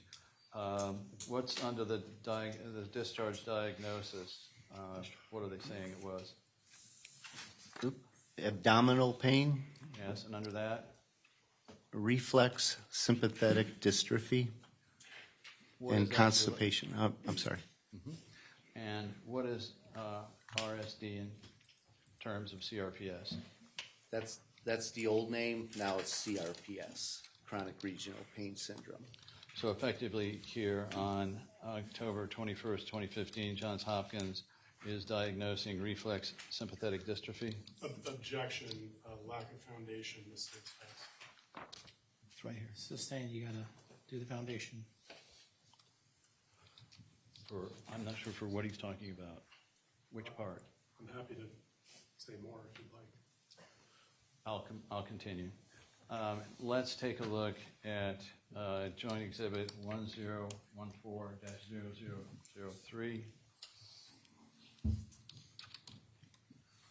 And again, for the record, this is a Johns Hopkins discharge summary of admission date, October 20th, discharge date, October 23rd. And is this the narrative, the best of your knowledge, from that stay for your daughter? Objection, lack of foundation. What's the Overruled. evidence? You can answer, sir. Yes, thank you. I'm sorry. All right, if we look at the top line then, does it again reiterate what their diagnosis was here? Same objection, lack of foundation. Overruled. Yes, it does. Reflex sympathetic dystrophy syndrome. Okay. And here did she have some abdominal pain? Yes. So in terms of new symptoms, on this October 7th, 2016, the next year, did she have abdominal pain at that time as well? The one we're about here? The first admission? Yeah, the one on October 7th that we're about here. Oh, October 7th, yes. All right. And so then it says there about 3/4 of the way down, if you'll note, because of RSD symptoms, she has a lot of opiate treatments, such that Maya takes more oxycodone than baseline. Mom ensures that she has her on Marilax. So from your knowledge, were you familiar with the different medications that your daughter was taking? Object to the leading, Your Honor. Overruled. You can answer. She was on quite a bit of medications. Were those prescribed primarily by Johns Hopkins All Children's Hospital? Objection, lack of foundation. Overruled. Most of them, yes. And so if we're talking about whether Maya then started to go through treatment regimens with opiates at this time? She was. All right. Now, it says on the bottom, neurological, unable to fully examine lower extremity at any time during hospitalization due to patient reluctance and complaints of hypersensitivity. I lightly touched her right knee one morning and she nearly jumped off the bed and began shaking and crying. First, let me ask you, over this time, have you become familiar with what the symptoms of CRPS are? We just prior to this, correct, is when we went to Dr. Kirkpatrick. What I'm saying is now, are you Yeah. familiar? Oh, yes. Yes. And what is this called when you just jump off the bed or you jump out of the chair when there's a light touch? That I believe is called allodynia. And what other symptoms did she have at this point? Did she have blurred vision? Hypersensitivity, light touch her right knee in the morning. There he jumped out of bed, began shaking and crying. From the last visit, did it, if you recall, did it state that she had blurred vision? I think you just testified I to it. believe so, yes. Yeah. Okay, so we've got extreme pain, blurred vision, and we have what did appear to you, now knowing what you know, that the allodynia was appearing? Yes. Okay. At this point, had her legs, ankles started to turn in, or were they still straight? I believe at that time they might have been dropping down. Kind of like that? Yes. Okay. All right. But then says, I found this unusual. She's capable of moving her legs around under numerous heavy blankets without experiencing pain. So tell the jury from what you know about allodynia, why that is significant or not significant. Well, there's days that if you start approaching her, she'll retract from you. And then there's days that it doesn't really bother her as much. But the allodynia, it was very difficult. I remember Kyle trying to help her, and her legs would just start to shake. I mean, it was bad. Okay. Now, prior to this date, had you tried physical therapy at a hospital. What is Tampa General Hospital? Tampa General, we went there for a month admission, and that was for intense physical therapy. I know. She was admitted for 1 month. So she actually went in-house for therapy? That is correct. And at that point, her arms were extremely weak. They worked on her arms to be able to groom and eat by herself. And then from there, they worked on the lower extremities. And the jury's heard from the physical therapist there, but did you visit her there? I was there as much as I could be. And did you observe your daughter there? I did. And was she in pain the times that you saw her? She was in pain, and then they made these boots for her to try to straighten her feet out. And when those were placed on her feet, it was extremely painful. What was it like watching her? There was a doctor there, Dr. Kornberg. He said if she doesn't straighten her feet out, he's going to break them and straighten them out himself. And I'll never forget that when he said that. Well, did you take that in jest, or did you take that as serious? That was you don't joke like that. Not to a person in pain like that in the first place. Well, did they give you any additional alternatives other than, okay, we tried PT and that's not working? They give you any other things to do? We agreed to try to PT, and More PT. Yeah, we were there for a month. And was it successful or not successful? Partially. Partially. Did it help her a little bit? The upper extremities, yes. So it did help on the upper Yes. extremities. And did it help on the lower extremities? No. Unfortunately, it was getting worse. All right. And so I can show this if we need to, but it's at, did I show 10140008? Not yet. Huh? Not yet. All right, let's show that.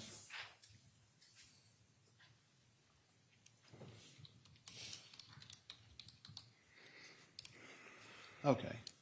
So in this last visit from Johns Hopkins, skipping ahead, it was, if you count up here on the 2 pages, does it indicate that there were 24 separate, distinct medications or vitamin remedies that were prescribed for Maya when she left? Now I see 24, yes. And those included oxycodone? Is it number 19? Yes. And 11 diazepam, Yes. which is Valium, right? Mm-hmm. And baclofen, what is that? Is that a muscle relaxant? I honestly couldn't tell you. Okay. But in any event, were they continuing now on the opiate physical therapy train in terms of treating your daughter? Yes. Object to the foundation speculation. All right. So now you've been to how many hospitals, including Johns Hopkins, to try to get this diagnosed? Quite a bit. And had you seen some outpatient providers here and there? Yes. Did anybody have any answers for you as to why your daughter had these reactions, different reactions than what the doctors expected? Up until that point, did any doctors? What was the last date on that? I'm sorry. I thought that was 10/20 to 10/23. Yeah, so, October 20th and 21st. All right, 20th to 21st. so prior to that, we did see Dr. Kirkpatrick. Okay, And so let's talk a little bit about that. So how did you find Dr. Kirkpatrick? Beata was at a patient's home doing a treatment. The gentleman lived in Naples, Florida. Okay. So she would be given the treatment, and she received a phone call from Tampa Object to General. hearsay, Your Honor. Madam Court Reporter, can I have the specific question back?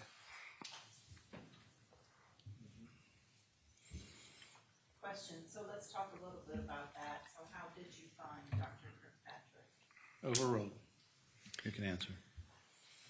So while she was there treating a patient, She received a call from Tampa General Hospital. Bonnie Rice was the nurse practitioner. And she basically told Beata that Maya has conversion disorder, or fictitious disorder. I don't know which one. Beata was not pleased to hear that. I'm sure she got a little vocal on the phone. The patient overheard it. So after she hung up with the nurse practitioner, the gentleman said, "It sounds like your daughter has CRPS." And she's like, "What is CRPS?" She did not know. She came home, she did research, and then she did find Dr. Hannah. This patient that she was taking care of, his daughter was in Mexico with CRPS getting treated. So how did you get to Dr. Kirkpatrick before Dr. Hannah? Which came first? Dr. Kirkpatrick was first. She did research. She did set up an appointment to have Maya evaluated. I went with her. That was in Tampa. He did a pretty thorough evaluation. Was that videotaped? Yes, it was. Yeah. Regardless of videotape, can you give an idea to the jury about how far your daughter at that point could lift her arm? She did not have much motion in her arms to raise them up high without being in pain. She did have more dystonia. That's the turning of the feet. There was allodynia. That's the sensitivity of touching. She had some other weird things going on, temperature differences. I had no clue that, all this was going, some of the nails, some of the hair, I guess the growth of the hair was different. But he was asking questions, and it's like, it's the first time we're hearing somebody ask us questions, and it seemed like he was on to something. It made sense to you? Yes. We were somewhat relieved to get a diagnosis, but also extremely sad.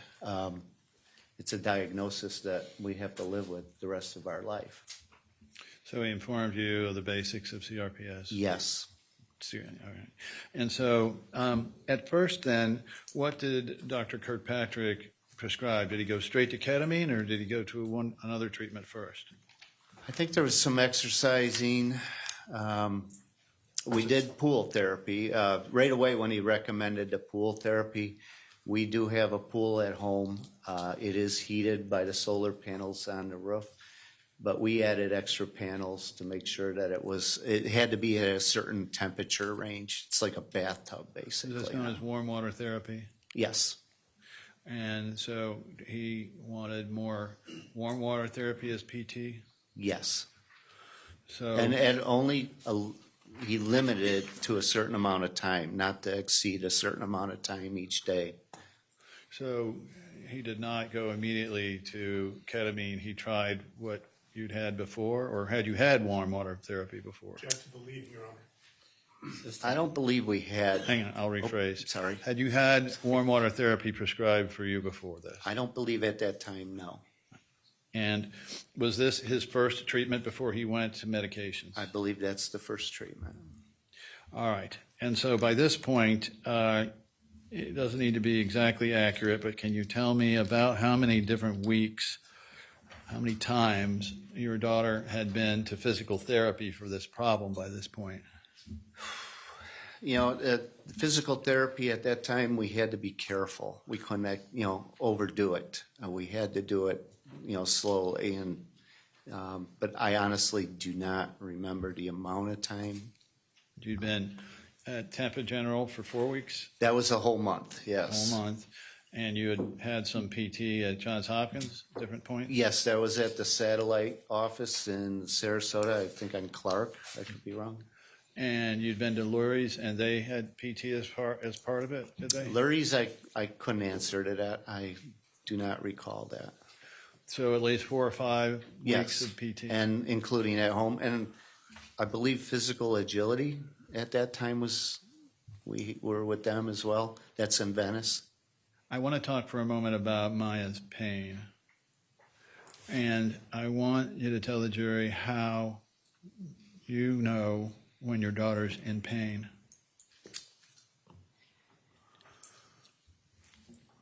Being in the house and hearing your kid screaming 24/7, there's nothing that we could do. Was this every night at this point? It was mostly throughout the day and night. After hearing that, Bonnie Rice saying it's conversion disorder, this child was screaming and crying. If she took a shower, the droplets of the water would make her scream. You put a sheet over her legs, she would scream. She had to be assisted on the toilet, and she would scream. She'd look out the window, see her friends playing, and you knew that she's not faking this. Did I ever think she was faking at first? It was like a light switch where, all of a sudden everything changed. It's like, it is just so unbelievable that something could happen that quick. Did they ever figure out if it was a ankle sprain from gymnastics or the asthma that was a precipitating event? We never determined what it was, but prior to this, I believe it was April, May, she was in gymnastics at the YMCA in Venice. Mm-hmm. She did have a right ankle injury. It was like a sprain or strain. They called and asked if we wanted to be, have it followed up by a doctor. They were very good about it. They were concerned about her. But in time, it went away. But we cannot pinpoint that injury on it. Where was everybody sleeping in this period of time from once it got worse after July 4th of 2015 up to this point, the early fall of 2015? Honestly, it didn't matter where you're sleeping in the house. Mm-hmm. You could hear her. We took turns taking care of her. Beata was still working. She's the one that maintained our health care insurance, so we had to switch off. It was very difficult, extremely difficult. Poor Kyle's close to her room. I'm sure it interfered with his sleep as well, and he's going to school. All right. And so you went to Dr. Kirkpatrick, and he prescribed some physical therapy, again, this time water. What was the next step? Sorry, before that, can you tell the jury whether Maya, by temperament, was a child that would make a mountain out of a molehill, scream a lot louder for just a little thing, or No. was she more on the stoic side? Absolutely not. They're just like me. I could tolerate pain, but when I had a kidney stone, that's what kicked my butt, and I'm sure that's what she felt like, if not worse, And from just her facial expression, can you always tell she's in pain, or does she hide it well? She would try to hide it, and I don't know if Dr. Chopra's the one that mentioned it, but there's ups and downs with that, where it could be extreme for some time, and then there's times where it's not as severe. You could see her face. You knew she had pain. Are there days when she doesn't look like she's having pain, but she is? Yes, and in fact, we were in church several times where we had to leave. It bothered her that much. Do you have any explanation for why somebody would put down in the Tampa General documents or Lori's documents this idea that it was all in her head when you had all of these instances you brought to their attention? Objection calls for speculation. Sustained. What, if any, mention did they make to you up until Bonnie Rice that you should consider that Maya was making this up? Or did they not talk to you? Objection to the lack of foundation. Misstatement. Overruled. You can answer that.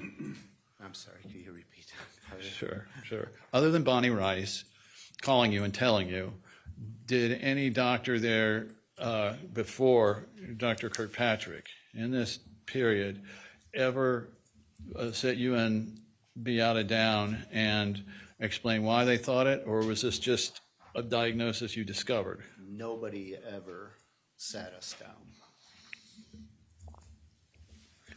Did you sense frustration at all, or whatever emotion, from the doctor's inability to identify what was wrong with Maya? Objection calls for speculation. Sustained. What, if any, reactions did you note if you brought up the pain your daughter was having with the different doctors and nurses? Brought it up, but they had no answers. And through looking at their face and their mannerisms, were they frustrated? Did they appear frustrated with this? Objection calls for speculation. Overruled on that one. Like I said before, the doctor holding their hands up and saying, we don't know what it is, but we could give pain medication. Was that concerning to you? It and was Beata? very concerning, and that's why we left. Did We you know want our your daughter. Did you want your daughter on opioids, or did you not want your daughter No, on? we want whatever's wrong with her taken care of correctly. All right, then. So I want you to then, considering the PT and opiate therapy to this point, I want you to explain to the jury when and how you learned about ketamine. That was with the consultation with Dr. Kirkpatrick, Anthony Kirkpatrick in Tampa. And if you recall, what did he tell you about that? He explained the procedure. He talked about, it's been around for quite a long time. He mentioned that it's used for many things. It's safe. There is the side effect when they're coming out of it is a hallucination for a short period of time, but then they come, everything's back to normal. Did he explain that was generally controlled by another med like Presidex or others? Objection to the leading. Overruled on that one. Did he explain at that time that hallucinations could be suppressed or controlled with the use of other medications? I don't recall, to be honest with you. Well, ask He Dr. did. Kirkpatrick. He did give us a website to look at also and then other literature. Once again, I wouldn't expect Beata to go put out a house fire, and I don't want to be a nurse, so Right. that was in her part. So how is this affecting Beata now before Dr. Kirkpatrick? Was there what was her sense about it? Beata was looking for the answer. She knew there was nothing wrong with Maya's head. You know your child. The child's not going to all of a sudden just decide, I'm going to fake this and not play with my friends outside and, just sit around and watch your body deteriorate. Along with that, you don't put lesions on your body by yourself as well. When do those start? I don't recall exactly when, but that was another sign of the CRPS. Mr. Anderson, in the next 5 to 10 minutes, can you find us a good landing spot for a break? Yes, sir. I'm just going to finish up with Dr. K and we'll be done. 5 to 10 minutes. Dr. K? Dr. Kirkpatrick. Oh, I thought you meant me. I'll refer to you as doctor from here on out. All right. So what we'd like to know now is, did Beata start asking questions of Dr. Kirkpatrick of the specifics about the safety of this before the whole procedure, before she gave her blessings to it? Beata's very thorough. She'll ask many, many questions, and she won't stay there. She'll research more, and which she did. She, I believe, asked about who's going to be in the room, who's going to be doing this, what if, a lot of questions. She's very concerned. It's not like go ahead and do it. And, he's very knowledgeable, and that's the first person that we were able to get good answers and a good diagnosis. And so did you press forward with a ketamine treatment? Yes. Tell us how that went. Originally, he told us how it's going to be. She's gonna get the treatment. She will hallucinate during that time. You know, sometimes some patient may do better than others. We did see some improvement, but unfortunately, it wasn't the lucky one to have better improvements. Did the symptoms reduce in any way, or was this just? Yes, they did, and I forgot how many treatments she had. I honestly don't remember, but it did help. And we did, you know what, it was, here we're on that roller coaster, and finally we're climbing up and feeling good. But then, unfortunately, at some time, we took that big dip again. Right. And so after the series of infusions that she'd had with Dr. K, did he make further recommendations? Yeah, there was still, we're doing PT as much as we could. But then at one point, he stated that, he had recommended that we go to Monterrey, Mexico to see Dr. Cantu. He does a procedure there. And did he explain why? The reasoning was, in the States, you're only allowed to do a certain level, and it's not FDA approved. And then, The procedure? yes, so we had to go to Mexico. He did, in detail, once again, explain the process, the ups and downs with it, you know, and we looked at, once again, Beata not saying, okay, let's go. It was research. And Unfortunately, during this whole time, Beata would be running around doing all this, doing her work, and also going home at night to late at night doing research. And then in the evening with Maya, Yes. taking care of her. We can pause here if you'd like, Judge. Okay, members of the jury, why don't we take an afternoon break? Let's try to keep this about 10 minutes. Let's try. Please do not discuss this case amongst yourselves. Do not do any investigation and receive no information about the case. Have a good break.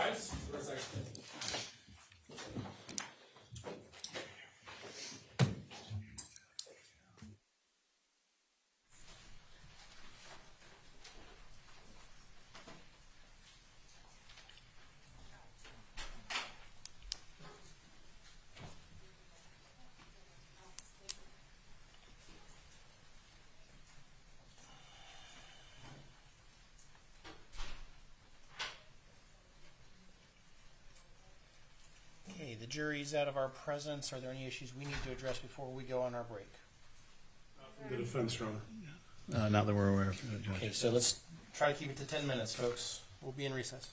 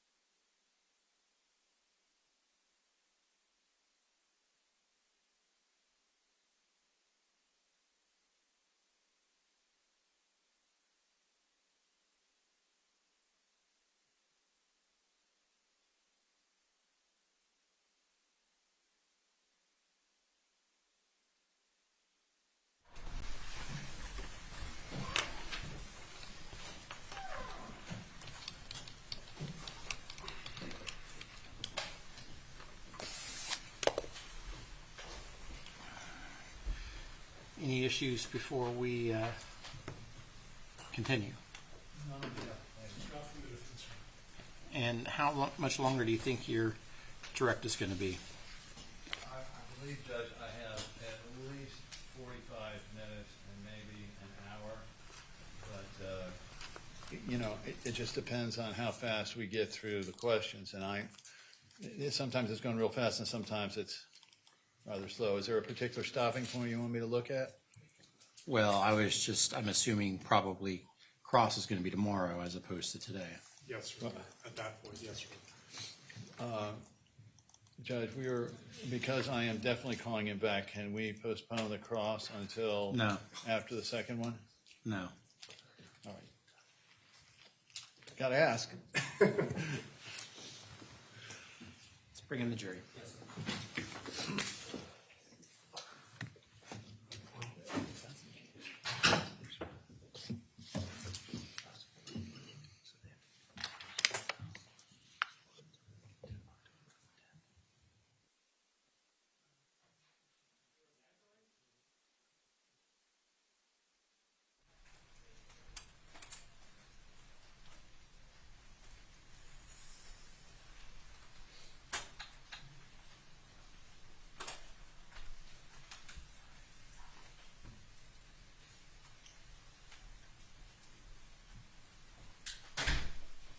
Hey everyone, please be seated. Members of the jury, I want to confirm while you're away, you did not discuss this case amongst yourselves. You did no investigation. You received no information. Is that all correct? Correct. And since you went on that break, has anyone approached you about the case? And have you seen any media accounts since you were last with us? No. You love my questions, don't you? Mr. Anderson, you may continue.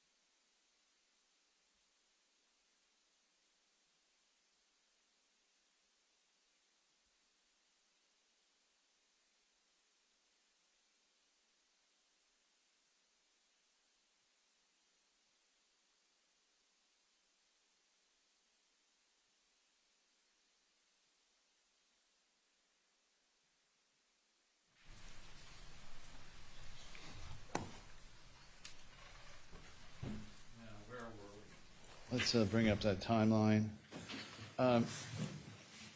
Around this period of time after Dr. Kirkpatrick had to start the ketamine infusions, did there come a time that you went into Johns Hopkins to have what's known as a PICC line installed? That is correct. And this was in the fall of 2016? Yes, somewhere around there. And tell the jury, best of your knowledge, what a PICC line is. I don't know much of what the... Was it a procedure? Yes, it's a procedure. I believe it's a long it goes into the vein or the artery, I honestly. I don't- Okay, and so did you have to check her in for this? Was she Yes. admitted? Yes. And do you know how long she was in? No, I honestly do not. And the medical records, you explained that the PICC line was for these ketamine infusions? That is correct. And did you explain in the history that this was due to CRPS, she was having ketamine infusions? Yes, they would have received the whole history of why it was needed. And did you, after that, or as a part of that, did anyone from Johns Hopkins come to you and challenge you about either the diagnosis of CRPS? Object to the leading, Your Honor. Sustained. What, if anything, did you hear from Johns Hopkins about protesting, saying she didn't have CRPS during this PICC line admission? Nothing. What, if anything, did they say about conversion disorder during the PICC line admission? Nothing. What, if anything, did they say about any issues that Maya, it may be all in her head during the PICC line procedure? Nothing admission? was mentioned. Okay. And also during this period of time, did you have a chance to go in and see a pulmonologist at Johns Hopkins named Dr. Kreisman, Anthony Kreisman? I did not. I believe Beata did. Okay. And have you ever learned that in that the upcoming trip to Mexico was related to them? Objection leading. Overruled on that one. Yes, it was pretty upcoming, and she also had a consult at Eagle Wings as well. I was just getting to that. Okay. Sorry. All right. No, Didn't mean to. absolutely. All right. So let's talk about Eagle Wings. Do you remember approximately the time you started? What is Eagle Wings, so the jury knows? Eagle Wings is a company in Venice. It's for counseling. Therapists or psychologists? What was it? I honestly do not know their titles, but they were extremely helpful. And it wasn't just for Maya; it was for the whole family. Okay. We were all trying to cope with for counseling. How was all this? How was it affecting the family? We were all getting pulled in different directions. Explain that a little bit. I mean, what did you feel? Well, you had your normalcy at one point, and now I was supposed to retire and enjoy my life, and the kids were supposed to be outside having fun, and mom, dad go scuba diving, and none of that happened. When that happened. We had a new challenge, and for the longest time, it was an unknown. And did you have Maya at Eagles Wings throughout this period in 2016 for various visits? That would have been 2015 and 2015 and then into 16? All right. And we'll have the records in. I think they already are in. Are Eagles Wings in yet? I think so. But in any event, did Eagles Wings ever raise any concern about you and Beata being damaging or inappropriate with Maya? Absolutely not.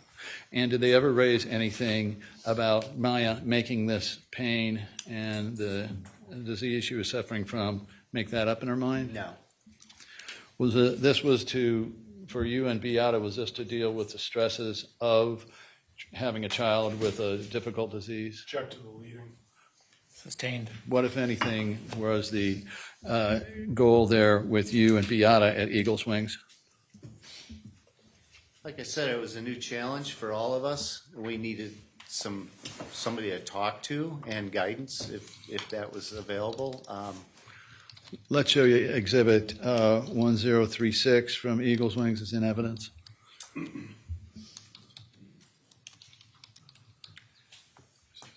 It's 27 pages, Greg, just so you know. You got the right exhibit number. Yeah. It's 27 pages.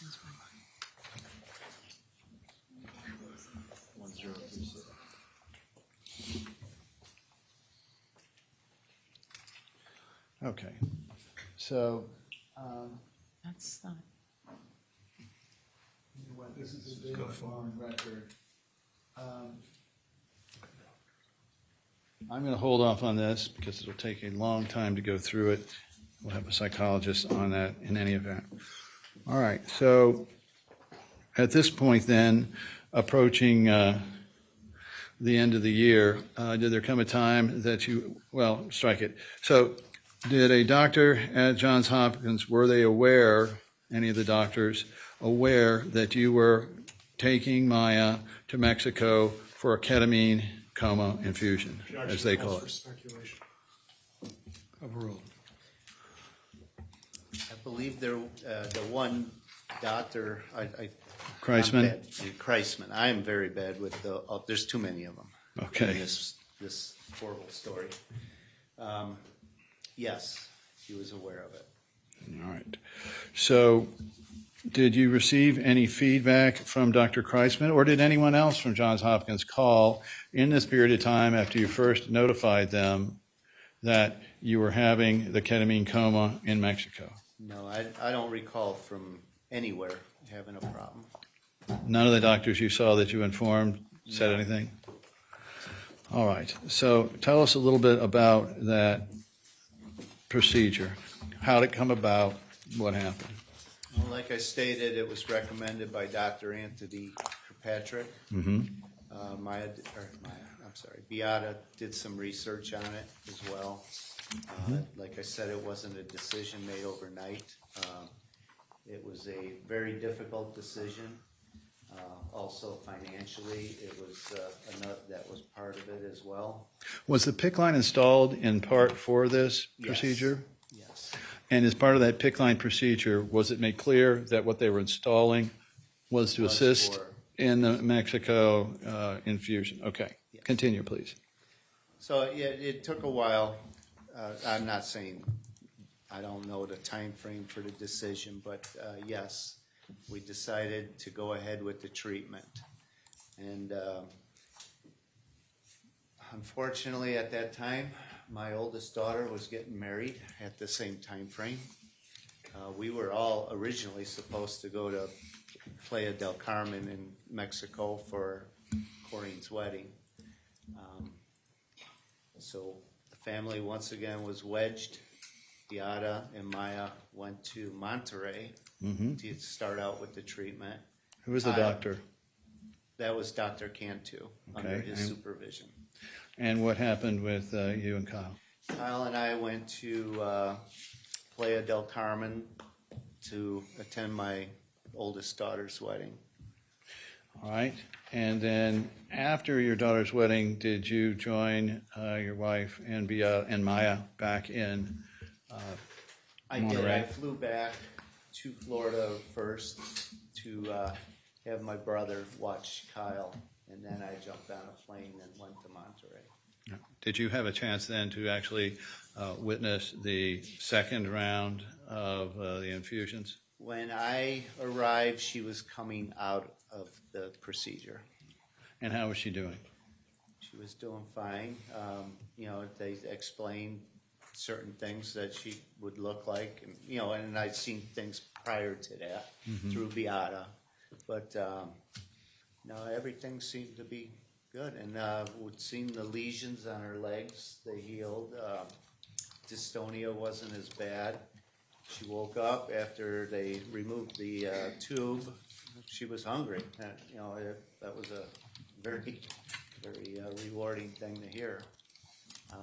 She was weak, going through that procedure. It's going to take time, but she did very well, and we've seen changes. Once again, the roller coaster was going up. So.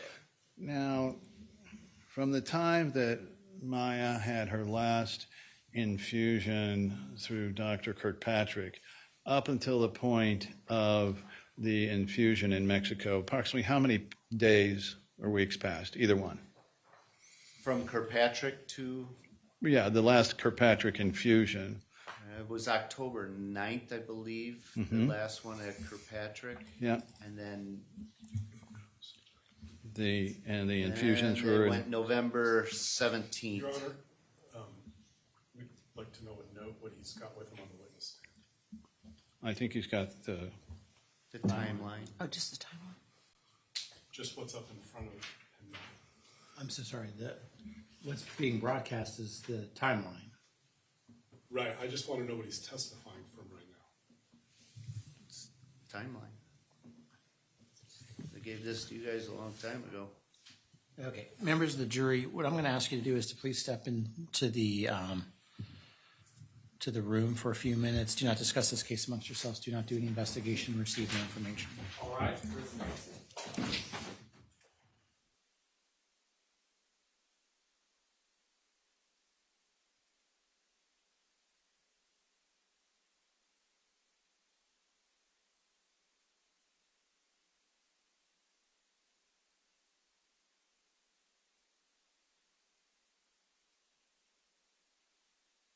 Presence.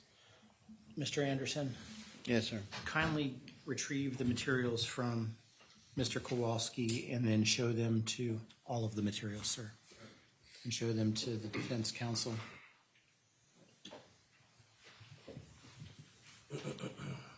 What are those other things? Oh, this is, I wasn't using up of that. Well, then let's put them at your, Put them down? no, let's put them back at the council table.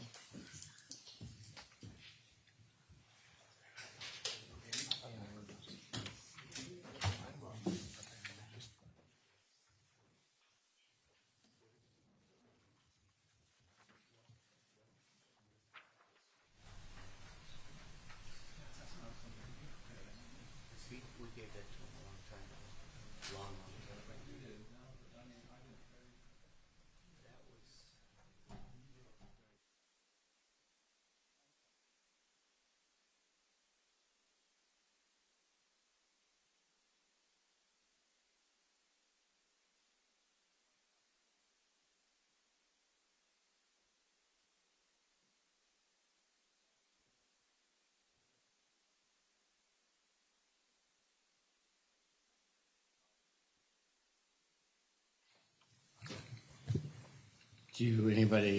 Does anyone have a machine here? I can print whatever you need. Sure. What do you need? This was an exhibit to one of his depositions. It's a timeline, I believe, prepared by the applicant. Hey, can you come? They have, they're gonna print it. Is that what, you know better than us, I guess. I believe that. Yes. My that's assistant, right. look, let's just, my assistant's gonna come through that door, let's just have her. I got chicken scratch on it.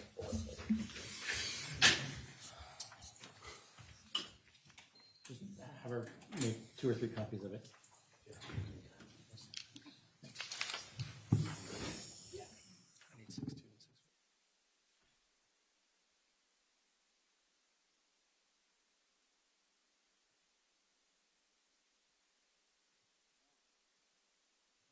Even though he brought it up there, but it was an exhibit to his, one of his depositions, first or second depo.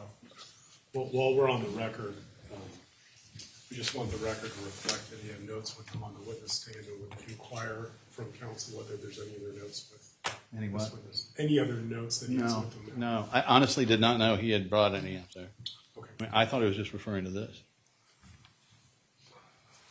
And I would, for the record, put in a start and finish document for every one of these visits, and then we would be here past Christmas. So I felt the timeline would be better.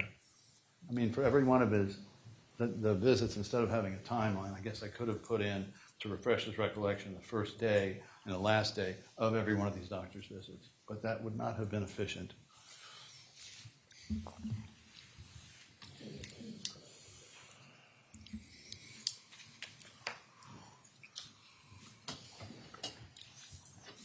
Haven't you had this since his deposition? Are you asking me a question on the record or off the record? Off the record.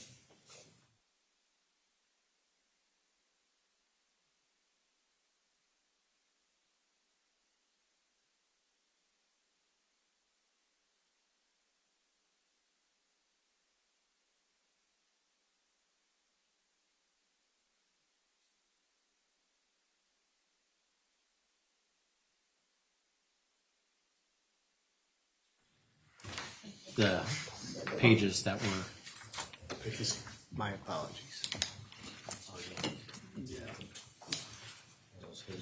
Yeah, that's okay, so, Mr. Shapiro, Yes, Your Honor. is there anything we're doing?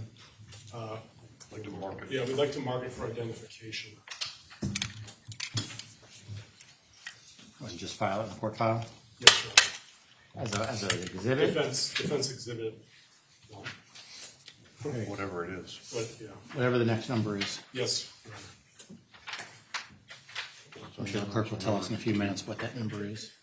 I'm sorry? So it's been marked as defendants 3325. Thank you, Your Honor. And we're returning the notes to him or not returning the notes to him? I plan to return the notes. I'll let it play a preg if I need to, but it seems to be a bit more I'm efficient. sorry, I didn't read your honor. No objection, Your Honor, you can have these notes, but Okay, so the notes will go back. Sorry about that. Are we ready to bring the jury in? yes, Your Honor. Let's get the jury. Yes, sir.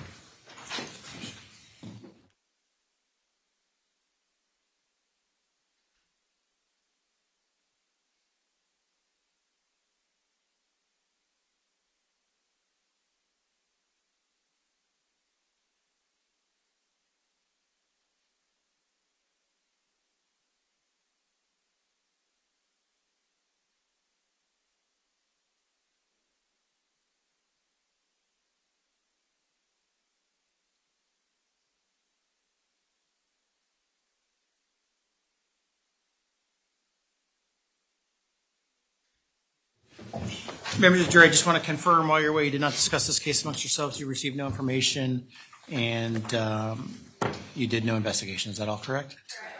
And no one approached you about the case? And you didn't see any media reports in the last 3 minutes? Okay. You may continue. May it please the court. I think when we were last talking, we were talking about the number of days between October 9th and the November 7th infusion. I'm trying to figure out the period of time between infusions.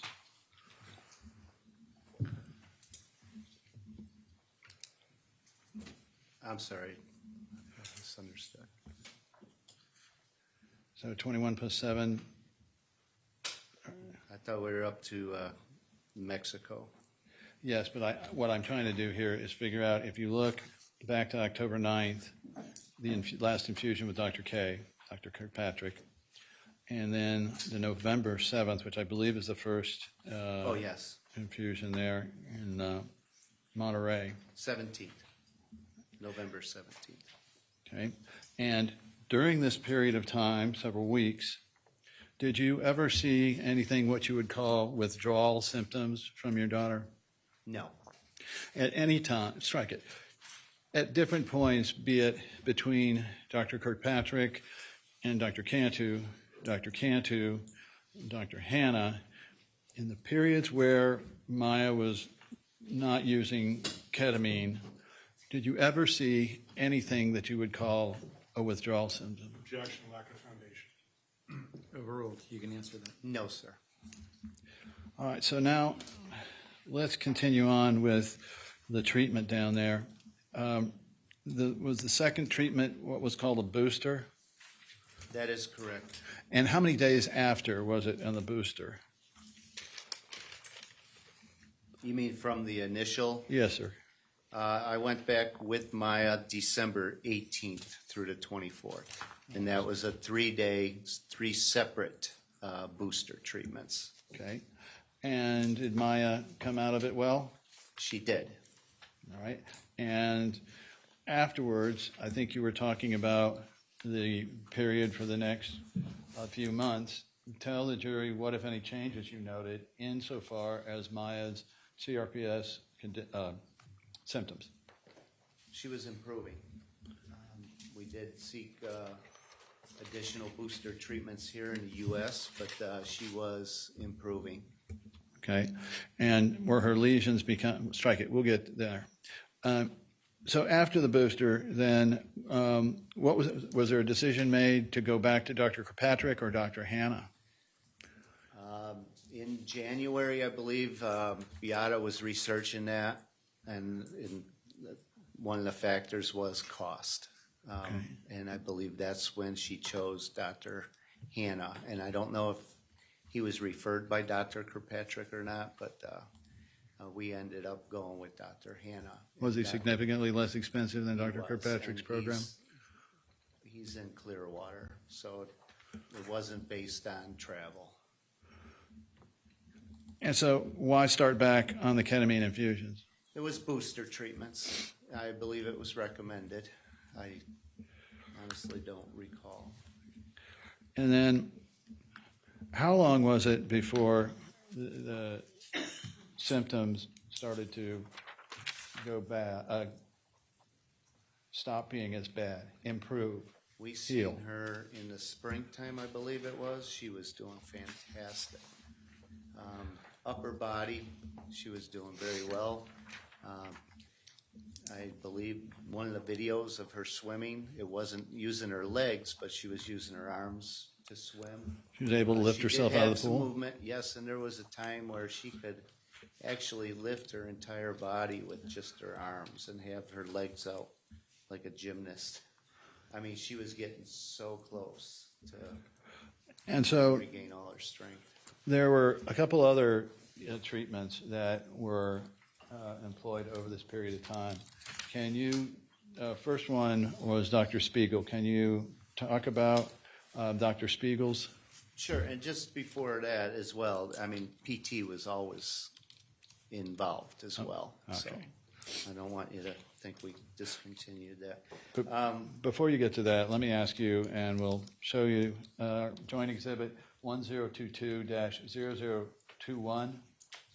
That's an operative note of March 10th, 2016.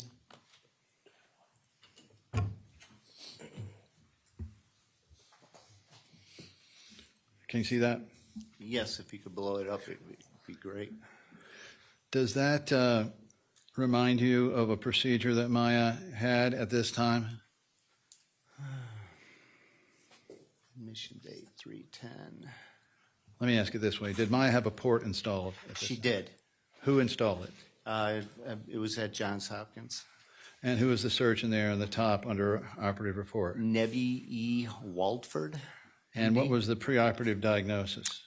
That was for... Your Honor. Right underneath? Oh, I'm sorry. He's merely reading the medical record at this point, lack of foundation. Sustained. Is reflex sympathetic dystrophy, as you explained, the same thing as a diagnosis of CRPS? CRPS, correct. And from the best of your knowledge, going in and coming out of this port placement, was the diagnosis reflex sympathetic dystrophy, otherwise known as CRPS? Same objection. I think that one we're going to overrule. It's a different question. Are they the same? Yes, they are the same. And why was it necessary to have a port put in? After all these procedures, you know, every time she was going in, they're sticking her veins. That's tiny little girl, first of all, 9, 10 years old. After time, it was difficult to access the vein. This was the choice to go. If you didn't believe that this was absolutely necessary for your daughter, would you have done it? No, it was a benefit instead of, you know, them trying and fail and try again. Was it recommended to you, or did you just come up with it out of the blue? No, it was recommended. Do you remember which doctor recommended it? No, it's most likely Dr. Hannah or Dr. Patrick. Most likely Hannah at that time. Let me ask you something. Every one of these treatments the jury's hearing about, was there a prescription for them? Yes. Was it always under a licensed doctor's recommendation and prescription? Yes. So now she began the fusions with Dr. Hannah, and then did she try other treatments? Did she try a hyperbaric therapy? Yes. How'd that come about? Beata did some research. I don't know, you know, if it was within the CRPS literature or whatever, but Was she on chat rooms with other yes, she therapists? was. And that's, I believe, where Meg Bolin was involved as well. You know, it's a group, but I could be wrong on that, All right. where she found it. But originally, we tried a hyperbaric chamber in Osprey, Florida. It was basically an inflatable hyperbaric chamber. I personally, you know, from the fire service, didn't think it was beneficial. We used to take CO patients to a hyperbaric chamber, Luther General Hospital, and it was a big chamber, and that's what was in my mind all the time, was that's the place to go. When we went there, you know, she's getting in, and it's like a jumpy house. Sustained, that's your next question. What, if anything, happened after you arrived? I'm sorry, what? Explain what the procedure was from your perspective. It was the high saturation of oxygen, no drug therapy, which Was that appealing to you? that was extremely appealing. Did you want your daughter to have to keep going on these infusion trips or or even trips up to Clearwater if there was another remedy that could do the job? We looked for the alternative, and unfortunately, that was out of pocket, but that wasn't a consideration. We wanted to do something better for her, regardless of how much it cost. Did it come about that you actually had to sell off some things to be able to afford some of these treatments? We had a second home in Illinois, Elmhurst. We had a rental house, and basically we were going to have that money for a college fund. Unfortunately, we had to sell it to pay for her medical expenses. Okay, and so now in May of 2016, this would be after about what, 4 or 5 months of the combination of treatments? And we haven't gotten to IVIG yet, but she tried IVIG as well? She did, yes. Okay. And so she went back to Tony Kreisman, her pulmonologist, to check on status of asthma. Objection to the leading arm. I'm trying to move it along, but okay. You're going to overrule the objection. She did, and I believe he made a comment about. All right, well, let's pull up 1024-0028. Okay. Now, let's turn to the second page, and that's got the listing of medications that have been prescribed over this period of time, with the exception of some from Dr. Wassenauer, her pediatrician, who was prescribing these things.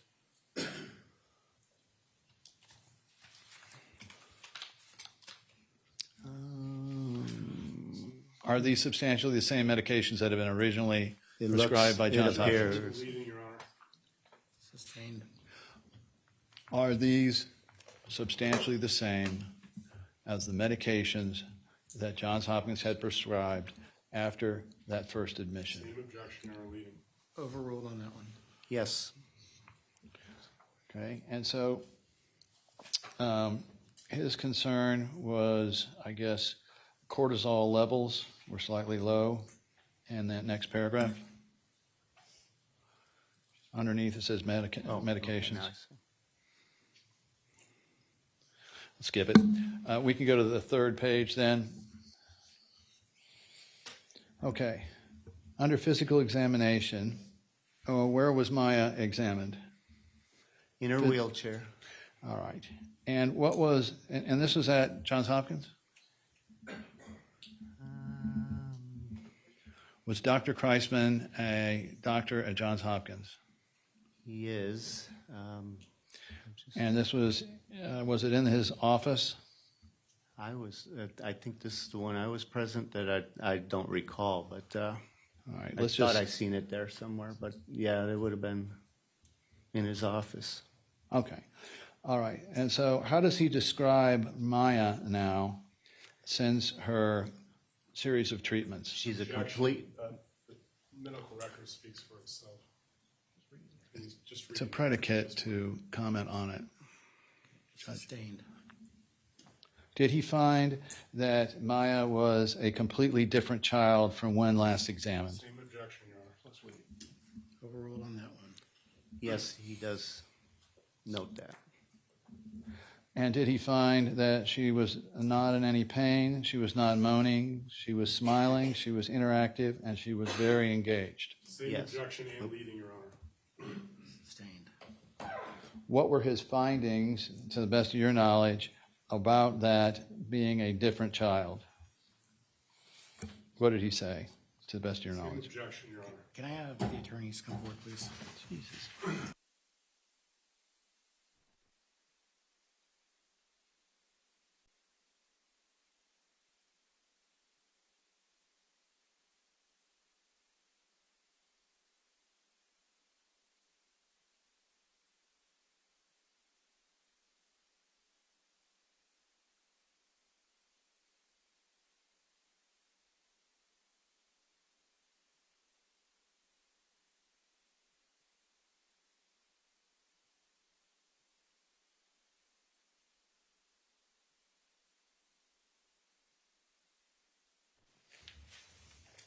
this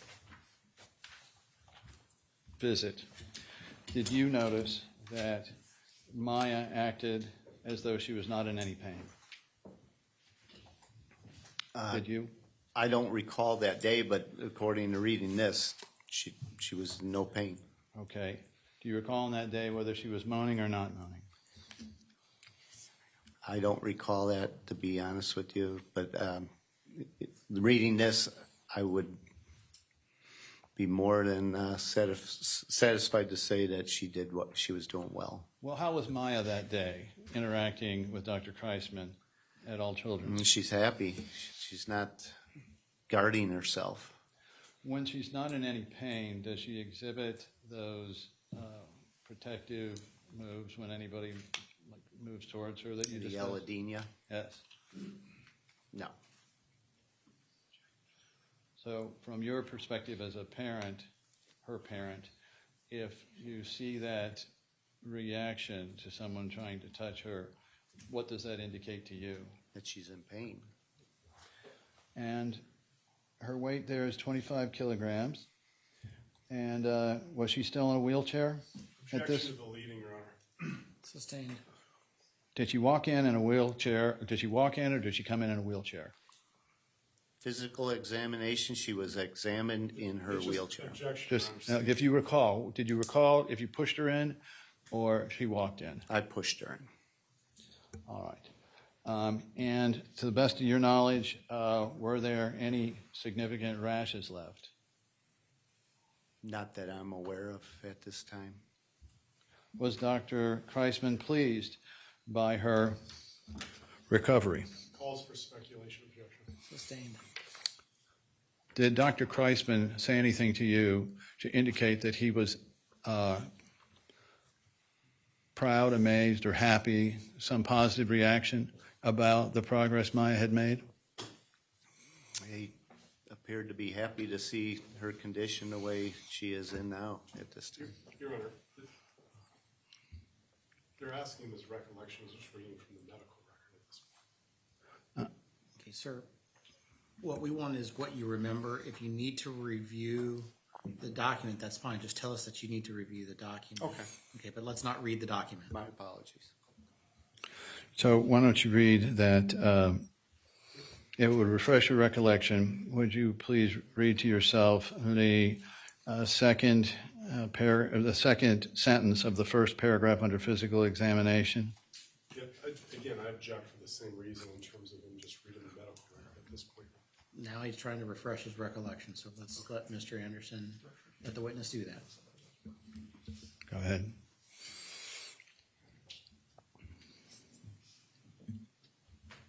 She's doing well here. All right. Well, the question is, having refreshed your recollection, did this refresh your recollection as to how your daughter was doing at this visit? Yes. And was she not moaning? No. Was she smiling? Yes. Was she interactive with Dr. Kreisman in terms of talking and laughing or saying things, responding? Yes. And was she engaged in the sense that she knew what the questions were and she was responding appropriately? Objection to the leading, Your Honor. Overruled on that one. She's interacting with the doctor. And the other times, I'm sure she was the opposite. While being in pain, it'd be difficult where she would interact with the doctors. So how many months was this after you got back from the Mexico infusions? I'm sorry, I don't see the date on here.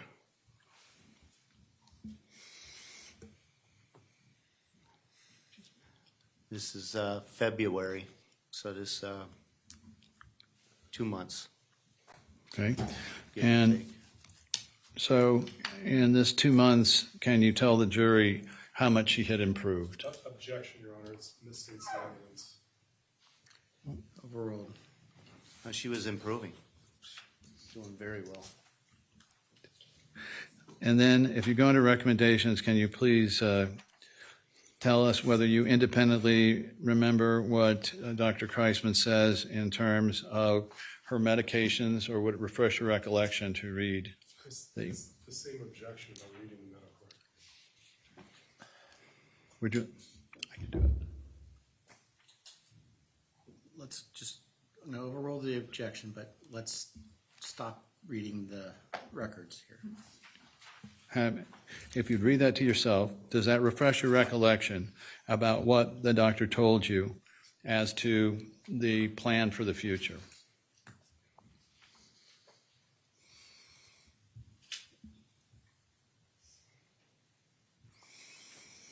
Yes. And did Dr. Kreisman object or say, or did he say anything about changing what she was doing with her infusions and other procedures? Or did he recommend continuing? Nothing in reference to the infusions, just switching the Adavir. Okay, but underneath that, does it? What does he? Who does he say should be continuing the remainder of her medications? Same objection about reading records. Let's approach, please.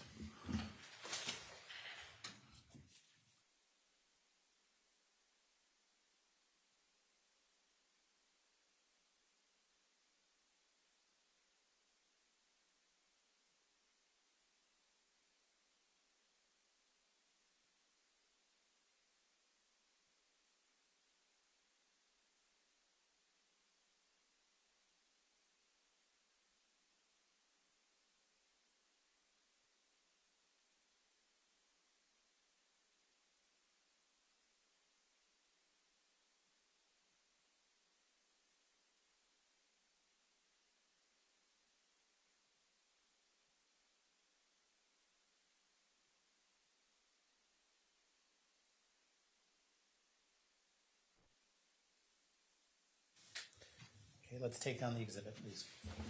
All right, so now let's continue on. How did Maya do the remaining part of that spring and summer? She was doing fantastic. She was improving greatly. How were her different symptoms doing? Some of the symptoms were diminished. The strength, she had more strength. She was able to exercise more, pool therapy. Mm-hmm. And she was determined, and being less pain, it was easier for her to do more. And how about her lesions? Did they go away, or did they diminish, or did they stay the same? I do not believe there was any lesions at that time. Her aldynia? Aldynia, no. No, it went away, or no? I don't recall that being a problem at that time. And then what about dystonia? Dystonia, she had dystonia for quite some time. It may not have been as severe. The one picture in my mind that I think of is when she was doing that handstand where she's holding her body up, the feet, she had them pointed out, and it looked pretty good at that point. Were you going to Dr. Hanna for infusions every day or periodically? Periodically. And were there groups that he recommended of ketamine infusions? Did he recommend it that you do it in groups, the ketamine infusion?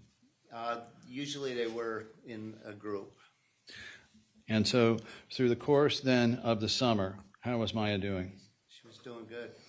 And she was also doing physical therapy there as well. Now, can you tell us if Maya wanted to go back to school or whether she wanted to continue in her homebound program approaching the school year in 2016? She wanted to remain at home because of the wheelchair and also doctor's appointments and her PT. If she went back to the school, that would interfere with some of the treatment and doctor's visits. So she wanted to stay home. Okay. And was it your impression that this was a stressful event for her? It was very stressful. And what was the effect of that stress on her CRPS from your standpoint? I don't understand it. When things changed? Or? Yes. Did anything change towards the end of the summer, beginning of fall? Maya was was asked by one of her school teachers to come to Taylor Ranch. The kids had a little lemonade stand, a fundraiser, and she wanted Maya to go to the school and see the children raising money for the Maya. So we went there and we went into the library, and the woman that runs the Homebound seen Maya there. And she figured since Maya could come to that fundraiser, she's able to come to school every day. So I believe that's what discontinued or interrupted her Homebound. Was Maya in a situation yet, in your opinion, where she should go back to the school or to remain in Homebound? To remain in Homebound, like I stated, we're doing physical therapy and everything else for her. She wouldn't have got everything she needed at that time. Got it. All right. So now,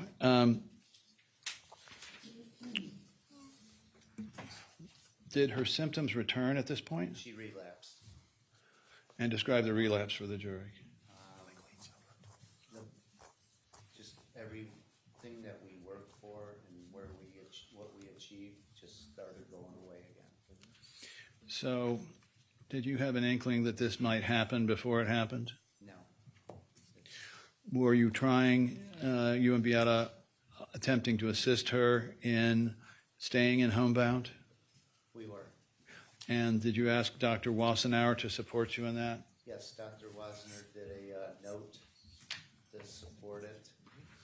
And then we actually had to hire an attorney, Jane Windsor, to help us fight for that. And what was Maya's concern with going back to Homebound? Was it going back to Taylor Ranch? Was it the wheelchair or what?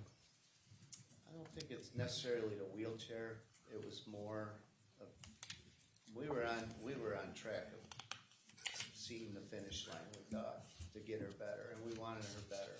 And I honestly don't know what the main reason was, but it was physical therapy and doctor's visits and the treatments. If she went back, I think there would have been an interruption with her learning. So this was extremely beneficial, as you heard from Ms. Dieter. It was a good program.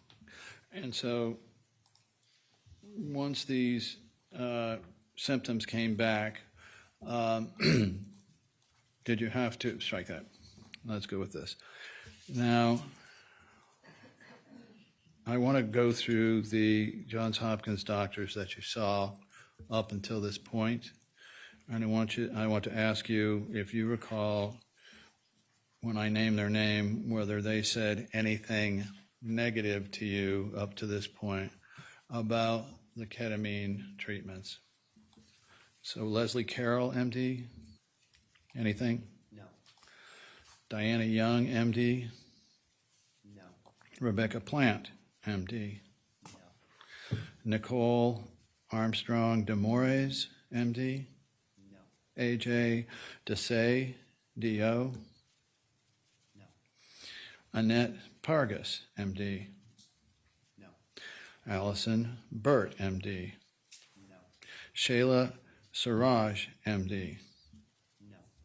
Anthony Kreisman, MD? No. Amanda Groden, these are from the July 6th, 2015. Amanda Groden Cook, MD. Jamie Reed, MD. No. Jennifer Longo, MD. No. Amy Mason, MD. No. Ashley Collins, DO. No. Suzanne Jackman, MD. No. Joseph Casadante, MD. No. Sean Butler, MD. No. Magdalene Gondor, MD. No.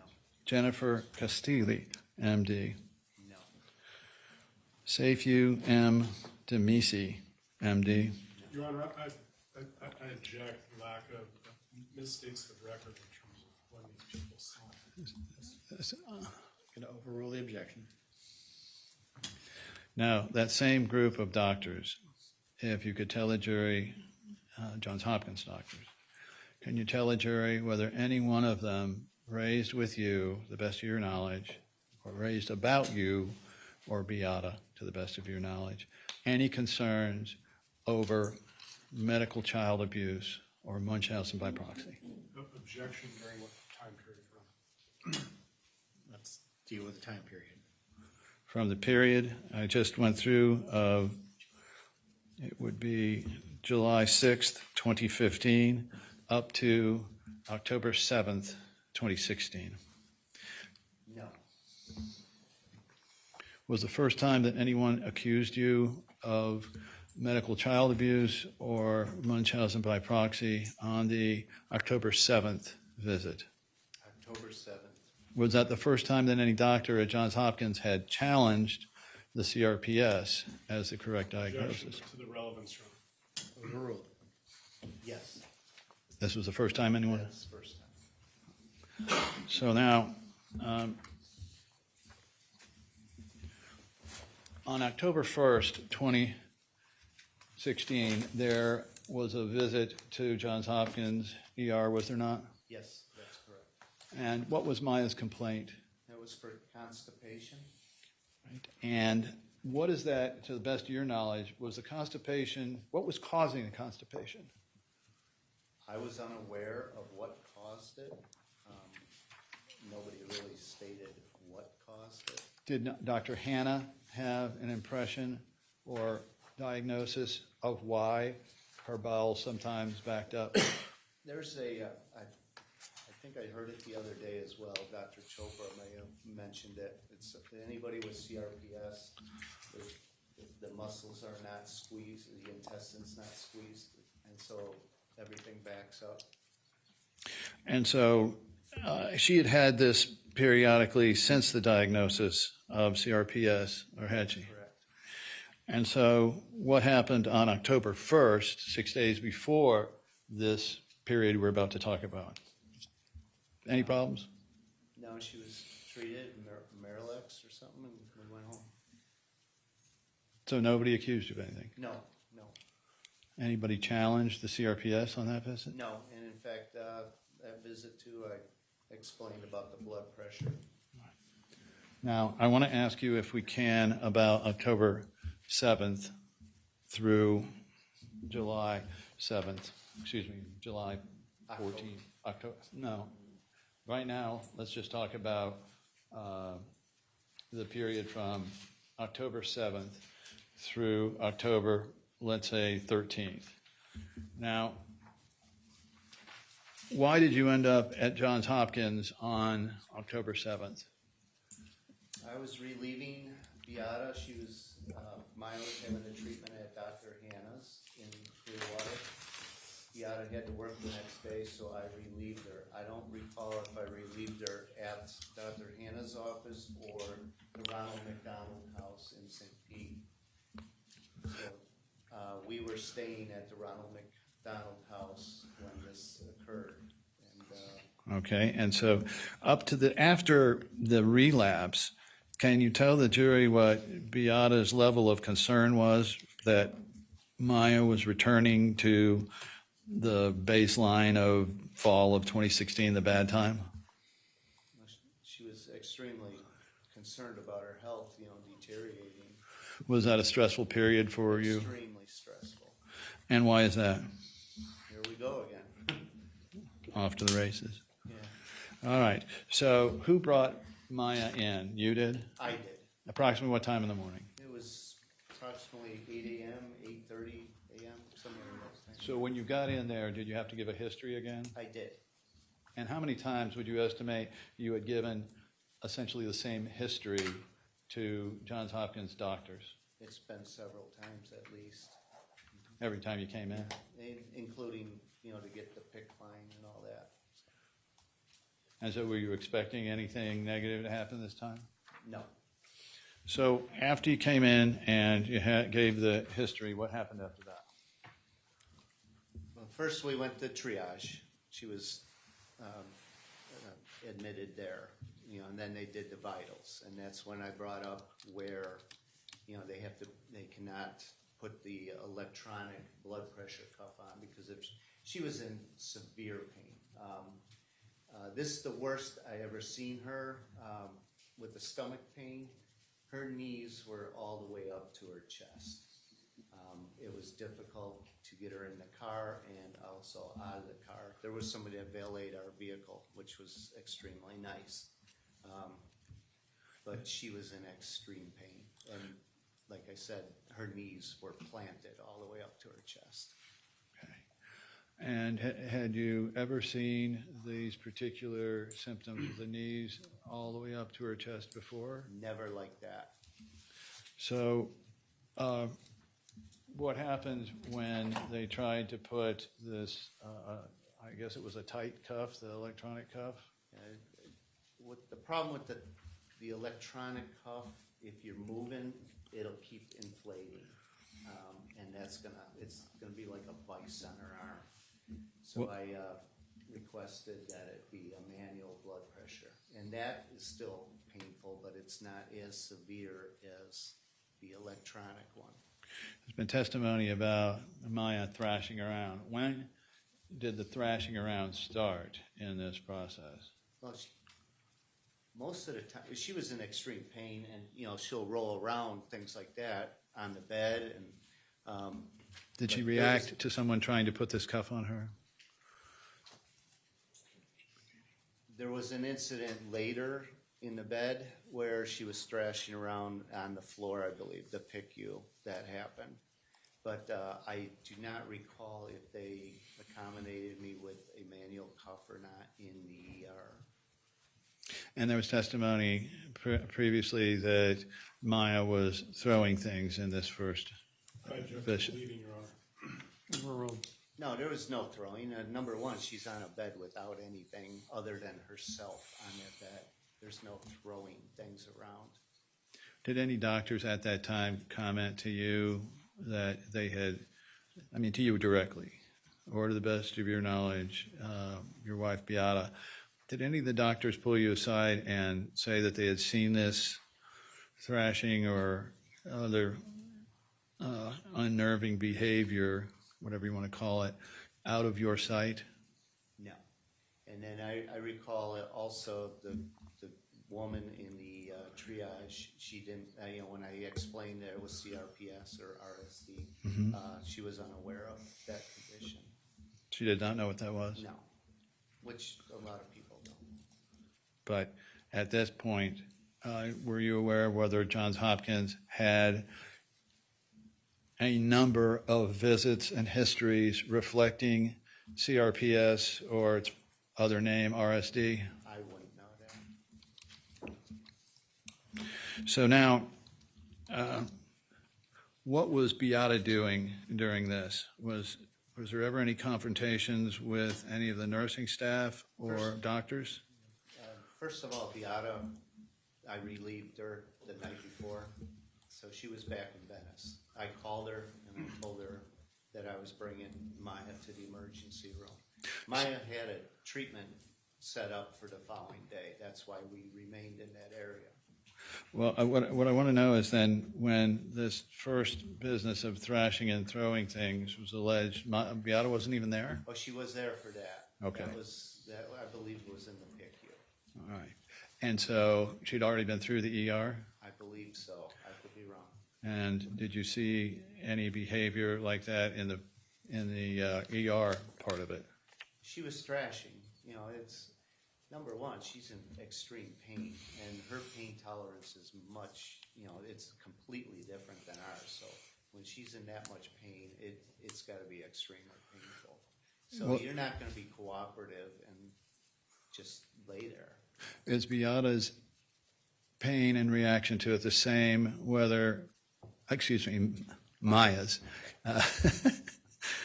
is Maya's pain and a reaction to it the same whether Beata's there or not there? No, I'd seen that, or I'd seen things about that, and she did the same thing for me at times too. And so how did this end up there? Did you agree to stay for the evening?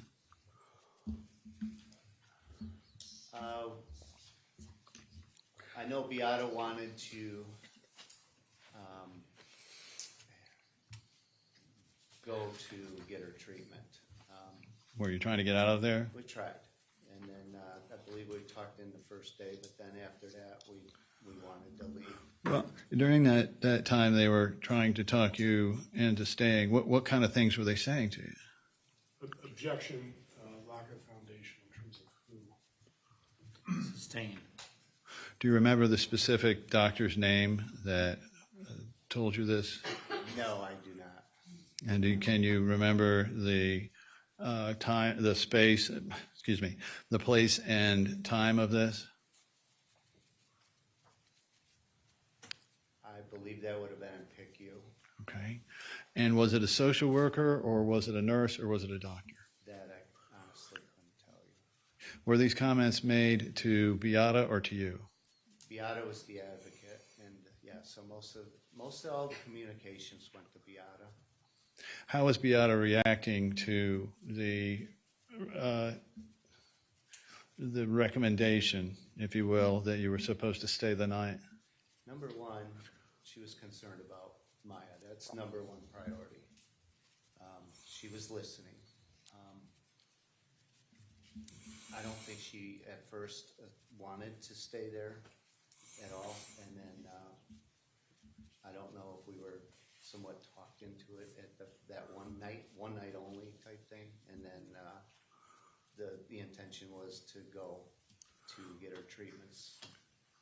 Did they agree finally to do her treatments, her ketamine treatments there at Johns Hopkins? Objection, again, lack of foundation as to who they is. We're talking about October 7th, Judge. Let's try to be more specific with our pronouns, but you can, I'm going to let you re-ask the question. Okay. Now I forgot the question. Did the doctors, no matter who, but the doctors agree that on this evening of October 7th, that they would continue the ketamine program? They continued with ketamine. I don't know the exact dosage, but they did treat her with some ketamine. All right. And they treated her, do you know, with any other pain medications? There was, I honestly don't know the list of that day at that time. Okay. Now, I'd like to show you what's been marked as 1001-0062. And when it comes up here, first, I want to ask you about this is going too far. Not this one right now. We'll go to that one in a little while. So now, did you stay with her overnight? I don't recall the first night if I stayed there or if Beata did. Was it your intention to stay there, or did you want to leave? We wanted to leave. We wanted to go and get her treatment. Were they telling you anything about the reasons why you shouldn't leave? Again, object to the vagueness and the. Were the doctors telling you anything about why you should leave or stay? Well, he clarified it to the doctors, so you can answer that. I believe that their justification was weaning off. Weaning Maya off of what? I don't know if it was the ketamine or whatever, but And Mr. Anderson, it's 4:55. I'll give you up to 15 minutes, but if at 5:10 you're still going, we're going to shut it down. So there's giving no you way. up to 15 minute. I've got considerably longer than that, Your Honor. You've got, yes, and we can come back tomorrow. I'm just saying within the next 15 minutes, find a natural breaking point, and then we're going to call it for the day. I understand. So then, on the 8th, what did you do? Did you continue to try to get yourselves out of there? we wanted to get out of there, yes. Did you lobby the doctors to get out of there? Yes, and Why didn't you just get up and go? we were told if we left, we would be arrested. And were you aware of the patient's rights at that point in the package that you received about your rights to stay or go as you desired? At that point, probably not. Did anybody mention that to you? No. So now, you stay another night, the night of what, the 9th? Or the 8th, excuse me, it'd be the 8th. And where did you stay? That would have been there at the hospital.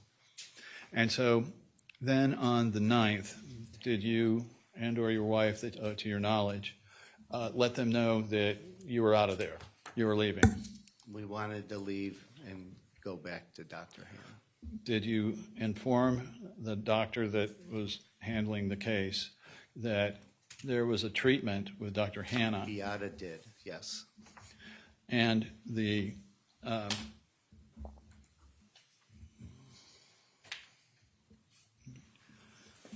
and were you ever told that you had a right to reject their treatments? They never informed us that. And so then, let's talk about after that, you were there on the, let's see, that would have been Sunday the 10th? No, be the 9th, Sunday the 9th. Okay. And did you let them know that you were just leaving? You wanted to go, you had a treatment the next day? Objection again to who the they is. I've identified them as the doctors. Sustained. I mean, overruled. You can answer that. We wanted to leave. Yes, we wanted to leave. And get Did you inform the doctors you were going to leave? I believe Beata did. Were you there for that? She had a separate meeting at one point with the doctor. Okay. I don't know the name of that person. And so when you tried to go, what happened? We were threatened to be arrested. So what happened after that? We didn't have a choice. We had to stay. And so in order to leave, you would have had to have tested whether you'd be arrested or physically held? Objection to the leading room. Overruled. Yes. And you told them that you wanted out of there, Yes. but they did not let you out of there. Objection again to the leading room. Did they let you out of there? No, they didn't let us out. And also, I believe that's where they were provided with Dr. Kirkpatrick, Dr. Hannah's, all the information, who to call and, back it up. But Including Eagle Wings? including Eagle Wings. I can't even talk. So they had access to, you provided them with the name of all your doctors that were involved in the care. Yes. Did they tell you why they were keeping you, other than this idea that they had to wean Maya off of some drug? Same objection, Your Honor, to the they. The doctors, No. kind of. And throughout the entire time here, when you had stopped Maya, what we call cold turkey, for days, weeks, months, as you testified to before, had you ever seen any indications that the ketamine was causing any sort of withdrawal symptom? Absolutely not. Again, object to the leading room. So overruled. This would be a good time, Judge. Okay, members of the jury, I think today is, for you, is now over. So, at least here in the courthouse. Tomorrow, we're going to start back at the same time. Do not discuss this case amongst yourselves. Do not do the investigation and receive no information.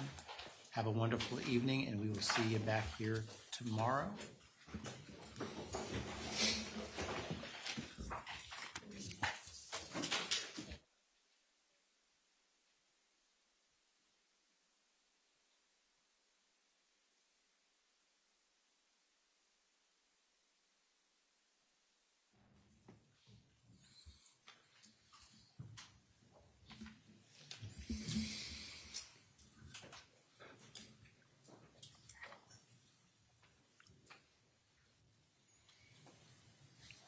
Okay, the jury is out of our presence. Mr. Kowalski, you can go have a seat with your attorneys. What issues do we need to address before we break? I don't have it. No, Your Honor, just if the court would be so inclined to remind Mr. Kowalski about the fact that he's still on COVID. He's a party and we're overnight, so I'm generally reluctant to do that when it's a party. Just a question to council, I don't know if this changes the schedule for tomorrow, given where we're at. Big time. Judge, and counsel too. I paid a heck of a lot of money to get Kirkpatrick and Hannah here. They are prepping or prepped. I assume prep. I assume defense counsel has prepped for those.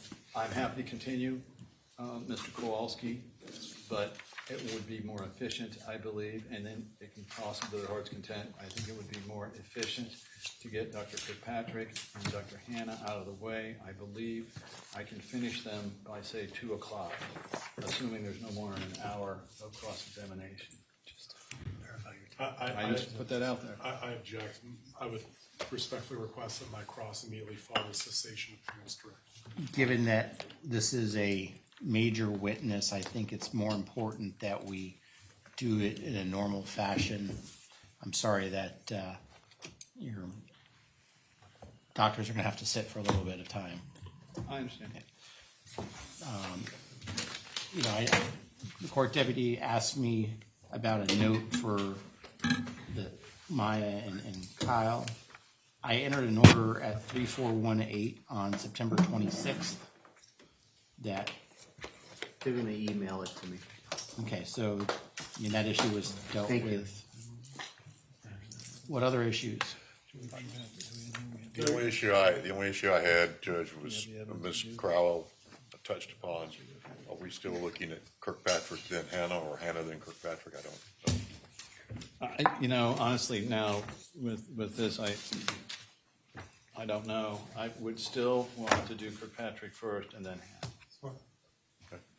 Just trying to Now, exactly what we're doing. today was a little bumpy. Let's try tomorrow not to have so much bumpiness on our exhibits.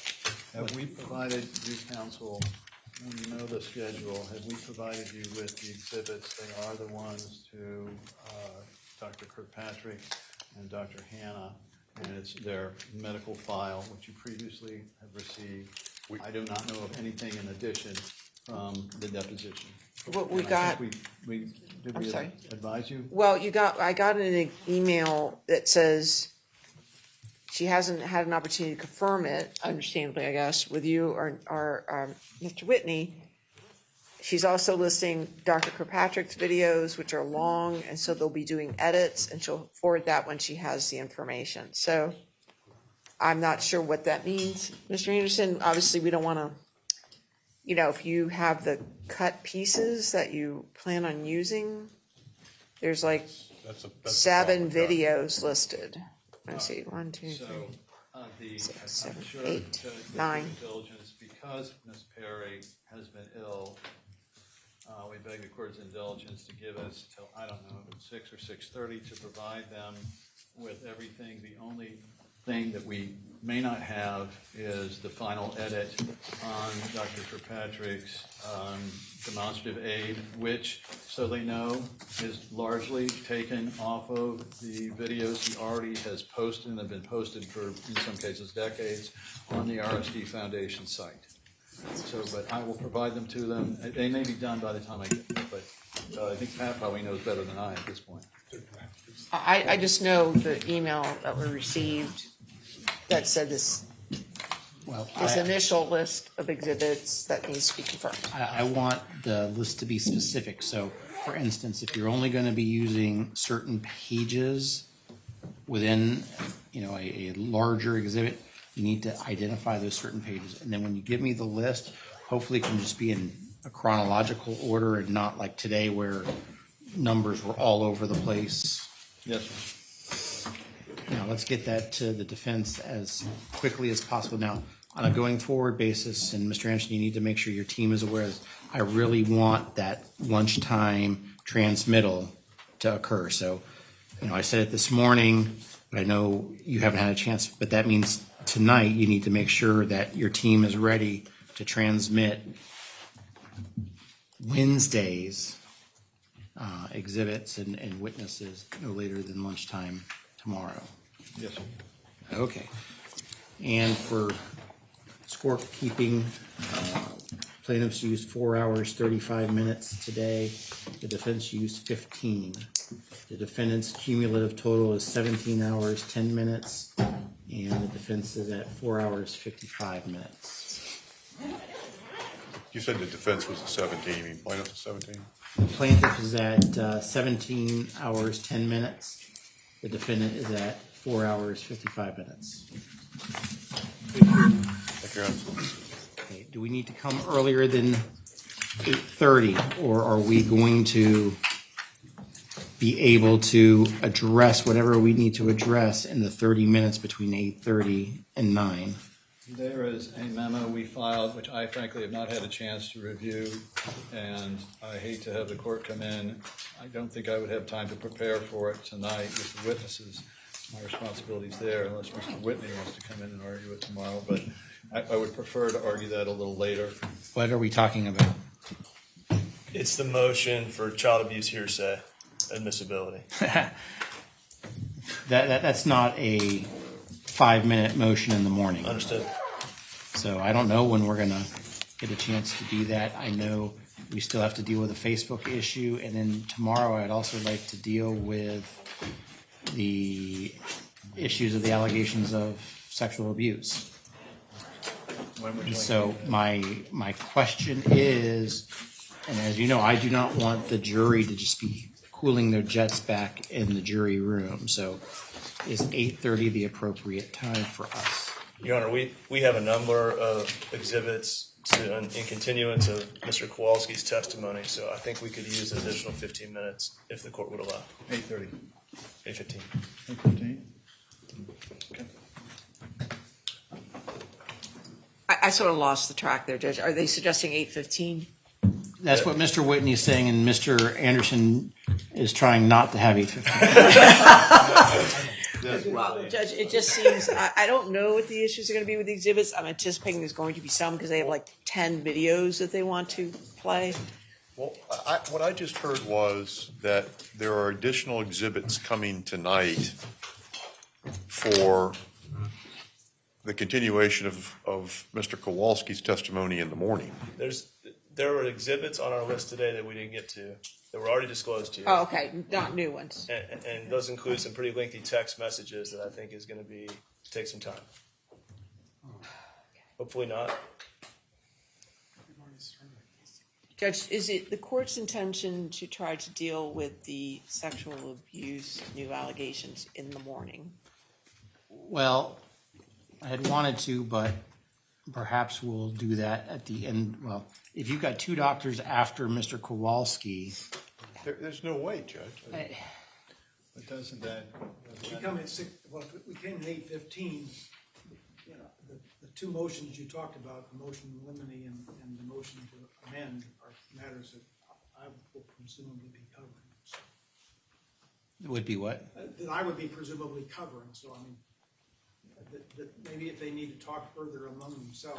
I don't think we're doing the motion to eliminate / motion to amend in the morning, because Okay. I want to deal with the exhibits. I'd like to deal with that motion at some point tomorrow, but it sounds like we've got a lot of testimony tomorrow.